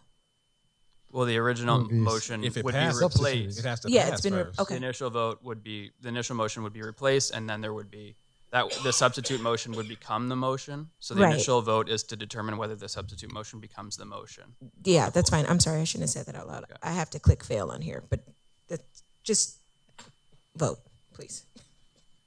This is on the substitute motion. Correct. The motion presented by Dr. Hilton and seconded by Councilman Deere. Everybody voting?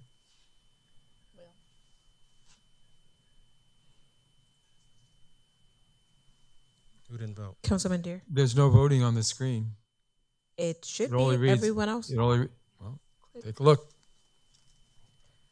Oh, show the IT director. I don't. Okay, roll call vote. Is it this one? No, I recused her from here, so she's fine. We voted since he's there. It's okay. I We can do a roll call vote. Mayor He Pro doesn't Tem see has it a on his voting screen. screen, but my We can do a screen's roll call vote. not a voting screen. Councilmember Rojas. Thank you. Councilmember Deere. Yes. Councilmember Hilton. Yes. Mayor Pro Tem Hicks. No. It's a tie. It's a 2-2. It's Substitute 2-2 and motion one fails. recusal. There dies. Substitute motion fails, so we're back to the original motion on the floor. Okay. Let me do. I don't know. You have to do it. Mayor Pro Tem? Yes. Under discussion of the main motion that's on the floor. I think it's pretty clear that the people who utilize this service, they want yellow cab. We represent those residents. I understand technology is always moving forward, it's changing constantly and improving constantly. And I think eventually our city will be ready for this type of a high technology program. But the users of the program, the people we're investing the money in, the senior citizens and the disabled, for the most part, they want to keep Yellow Cab as their service because it works for them. It's like they say to me, if it works, don't fix it. Don't try to fix it. And the problems that will come up, those will be complaints coming to us as elected officials from those very seniors. And we're going to regret not sticking with the senior citizens and the disabled people as they are asking us to do with the letters that we received. I received multiple letters, phone calls for this. I received 0 people in Carson wanting to get rid of Yellow Cab and shift to a technology company, Lyft. No one has asked, other than the staff, and they have their own agenda and their own reasons for doing it. But we represent the residents of the city. So that's why I'm going to vote no on the main motion. Thank you. Please cast your vote. Mr. Mayor Pro Tem, it'll be a roll call vote That's fine. on the original motion. On the original motion. Councilmember Rojas. Yes. Councilmember Deere. No. Councilmember Hilton. No. Mayor Pro Tem Hicks. Yes. Okay. And the Now that we have gone through the voting process, what I'm requesting that this item be brought back at the next council meeting for further discussion, but also I need to look at how we can look at dollar right programs and services and what is really going on with the dollar right services based upon staff's testimony this evening in regards to the ridership being left, not being picked up.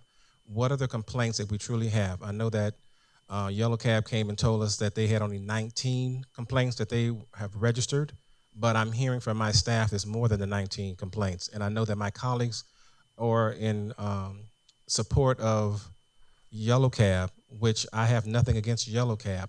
And again, my vote is because I want my residents to be picked up. I do not want my residents to be stranded. I don't want a senior to be stranded. My father just turned 87 years old 2 days ago. I don't need an 87-year-old man stranded and can't get picked up. So my concern is service, and if we are not getting the service that we are supposed to receive through Yellow Cab, then we need to look at other alternatives because we cannot continue down the same road another 30 years. But with that being said, I'll bring this item back for reconsideration and to look at how we can look at alternatives based upon the complaints that we received. So I would recommend getting a motion and a vote if the idea is to continue the item. We would need a motion and a vote to consider that. Motion to continue the item. So we need a second. Second. Been properly moved to second. Councilmember Rojas? Yes. Oh, Under discussion? Under discussion. We have to have discussion. Right, there can be discussion, and I also think there should be a clarification as to when it would be continued to. Okay. Right. So I don't think we should continue this item because I'm not for it. The mayor has to recuse herself until a future date. So if you want to bring it back in the future. But my question now is, since this proposal did not pass, do we continue providing the dollarized service to our seniors? We don't want that interrupted. So that will continue indefinitely until and when we change companies. Right. The contract currently, council member, is till December 31st, currently with Yellow Cab. Right. Okay, thank you. I also have a question. So I guess the mayor, she shouted she'll be eligible in 7 days. So you may have votes in 7 days. I don't know. But is there, if we do continue this item and bring this item back, it will be another vote the same way? Or can someone work with staff to see if there's some way, since it was such an increase of $500,000 in more of the contract, can we put some of that cost towards funding technology for the other company, for Yellow Cab, or can we try to work with them to fund the technology? No, we couldn't deviate from the bids that have been submitted. However, you could approve a lower contract sum. Staff's just recommending that contract sum amount. You could approve the contract, but with a lower contract sum. Any other question? Yes. So we're going to bring this back. Yes, based upon the vote. Yes. So I think you've heard. Both companies have heard a lot of our questions and our issues, and especially with mine. So I know Councilman Deere said, if it's not broke, don't fix it. We also don't want to be chasing after technology. We want to be up there with them. So this is an opportunity for both companies to be right up there with technology. And if that means that if anyone comes back with where we should be next 6 months, a year, 2 years in technology, that might change. That might change our decisions here, because you've already heard what our concerns are. So yes, it may not be broke, so we don't need to fix it, but we definitely need to catch up with the rest of the world. And that's what Carson's going to do. Okay? Thank you. Call for the vote. Do we have a clarification as to when it would be continued to? To a date unspecified at this point, because I need to find out. Unspecified, information to be determined. To be determined. Why don't you make it a month from now, because the mayor will be eligible then. After the 12th. After the 12th? For next month. October. It'll be the first meeting in November. To be safe, just make it 30 days. Staff's informing me that the bids will expire at some point. When do they expire? If we do want this to remain on the table. When do they expire? Typically, in a competitive procurement process, bids are good for 90 days unless bidders submit approval or waiver to extend their bids for another set term period. So we don't have that in hand at this moment. Also, the current contract obviously expires December 31st. So the council would be encouraged to make a decision prior to that, so there's no lapse in service. So my request was the first meeting in December, if not sooner. December.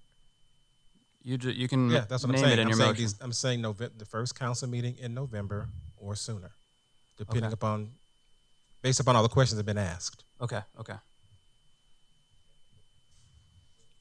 I think the bids have already expired because these were like in 2024, right? So does it have to go out to bid again? Because these bids they last from 90 to 120 days. I think it was in June. And the bids are from 10/24. June, July, August, September, October, November.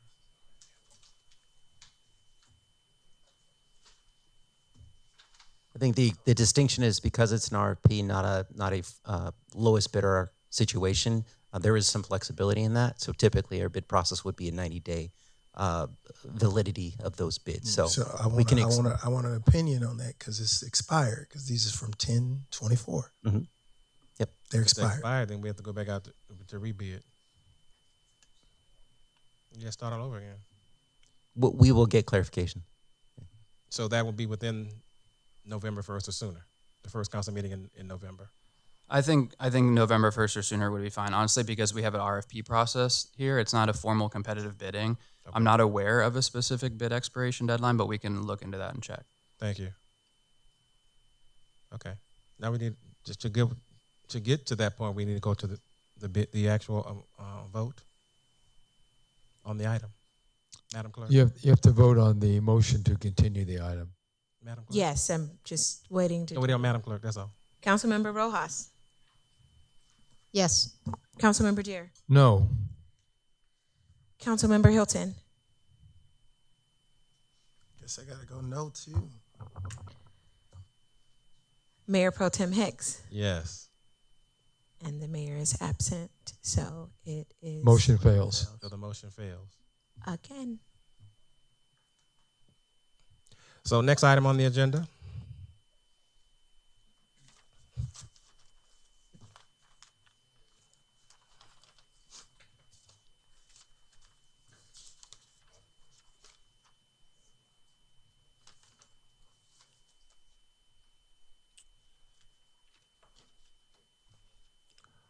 We had oral communications for non-agendized items. We already. That's complete, sir. That's complete. Council members request to add any items for the future agendas. Oral communications from. I have one, Councilman.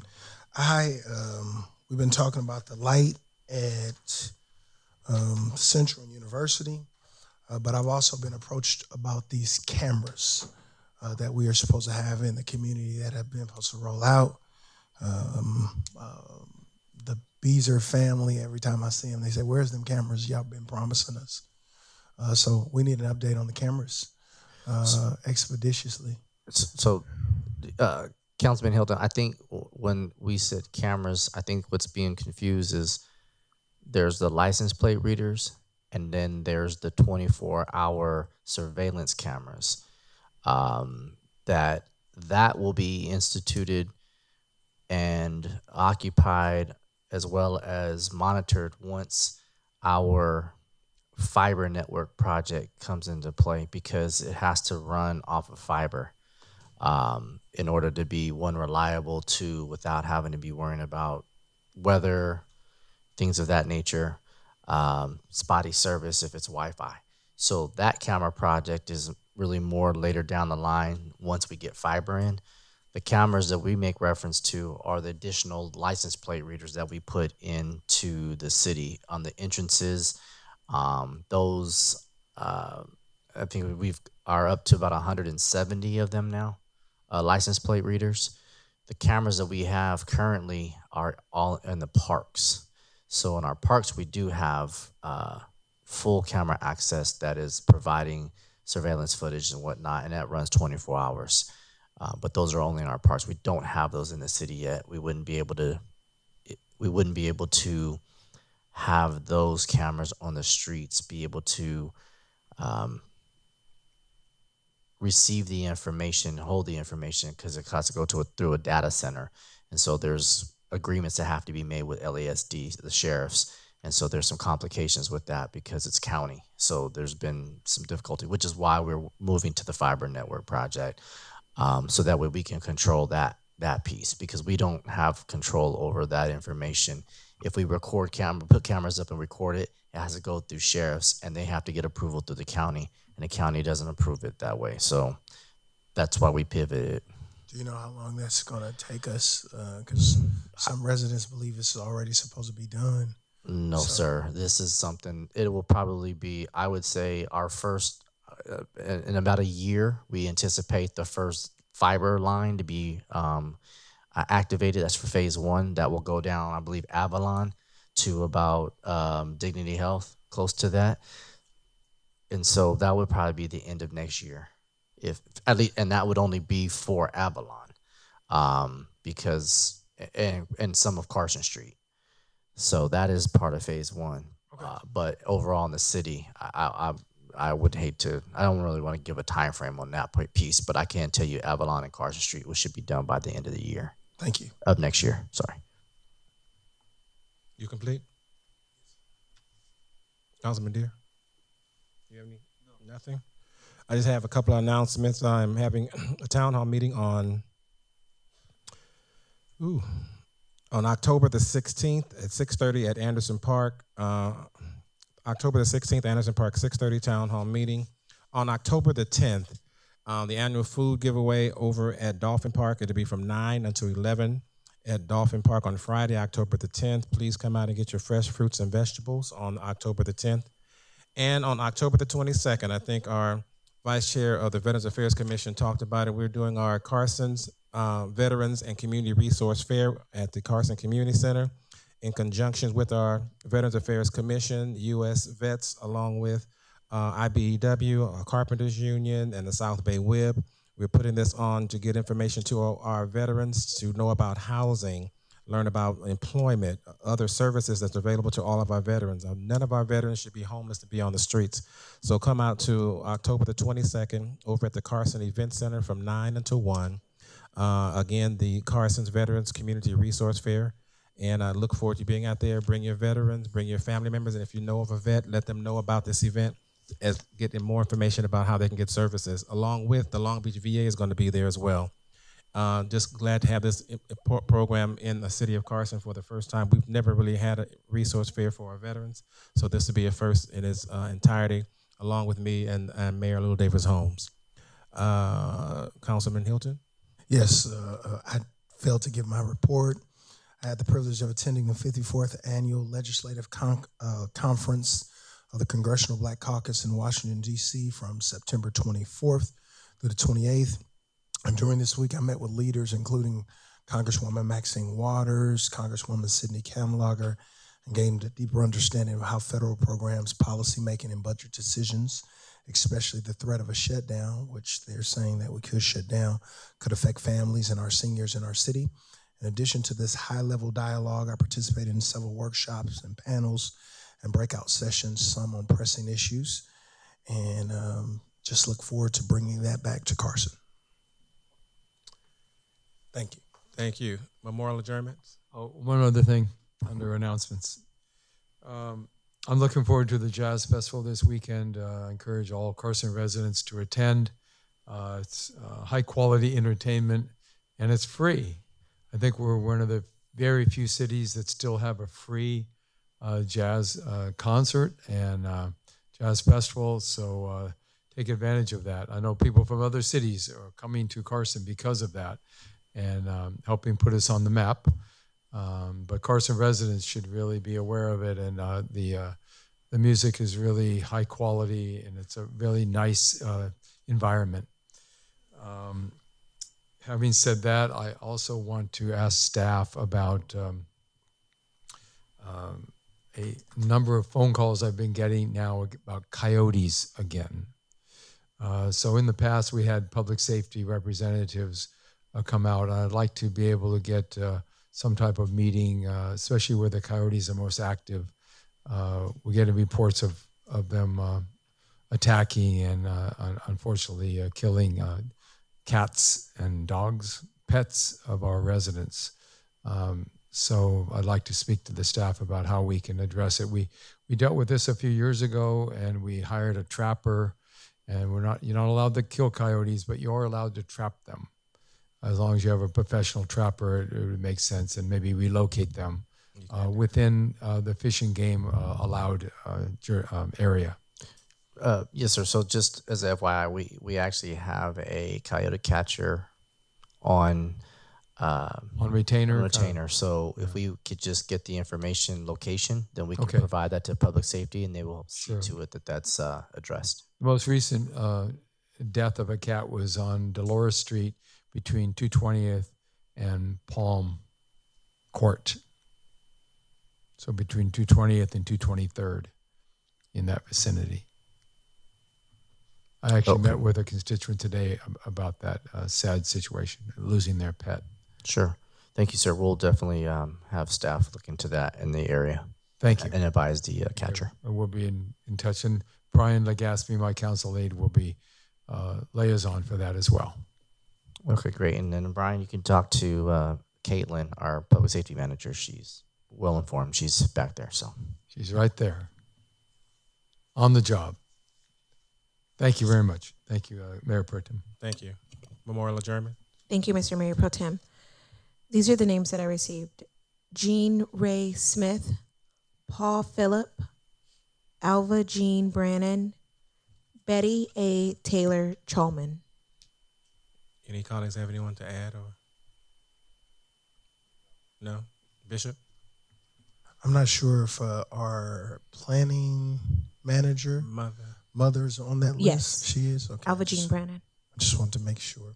Let's bow our heads. Father, we pray for these families whose names were mentioned. I pray that you would bless them, comfort them, and strengthen them. In Jesus' name I pray. Amen. Thank you. For the good of the order, we are adjourned.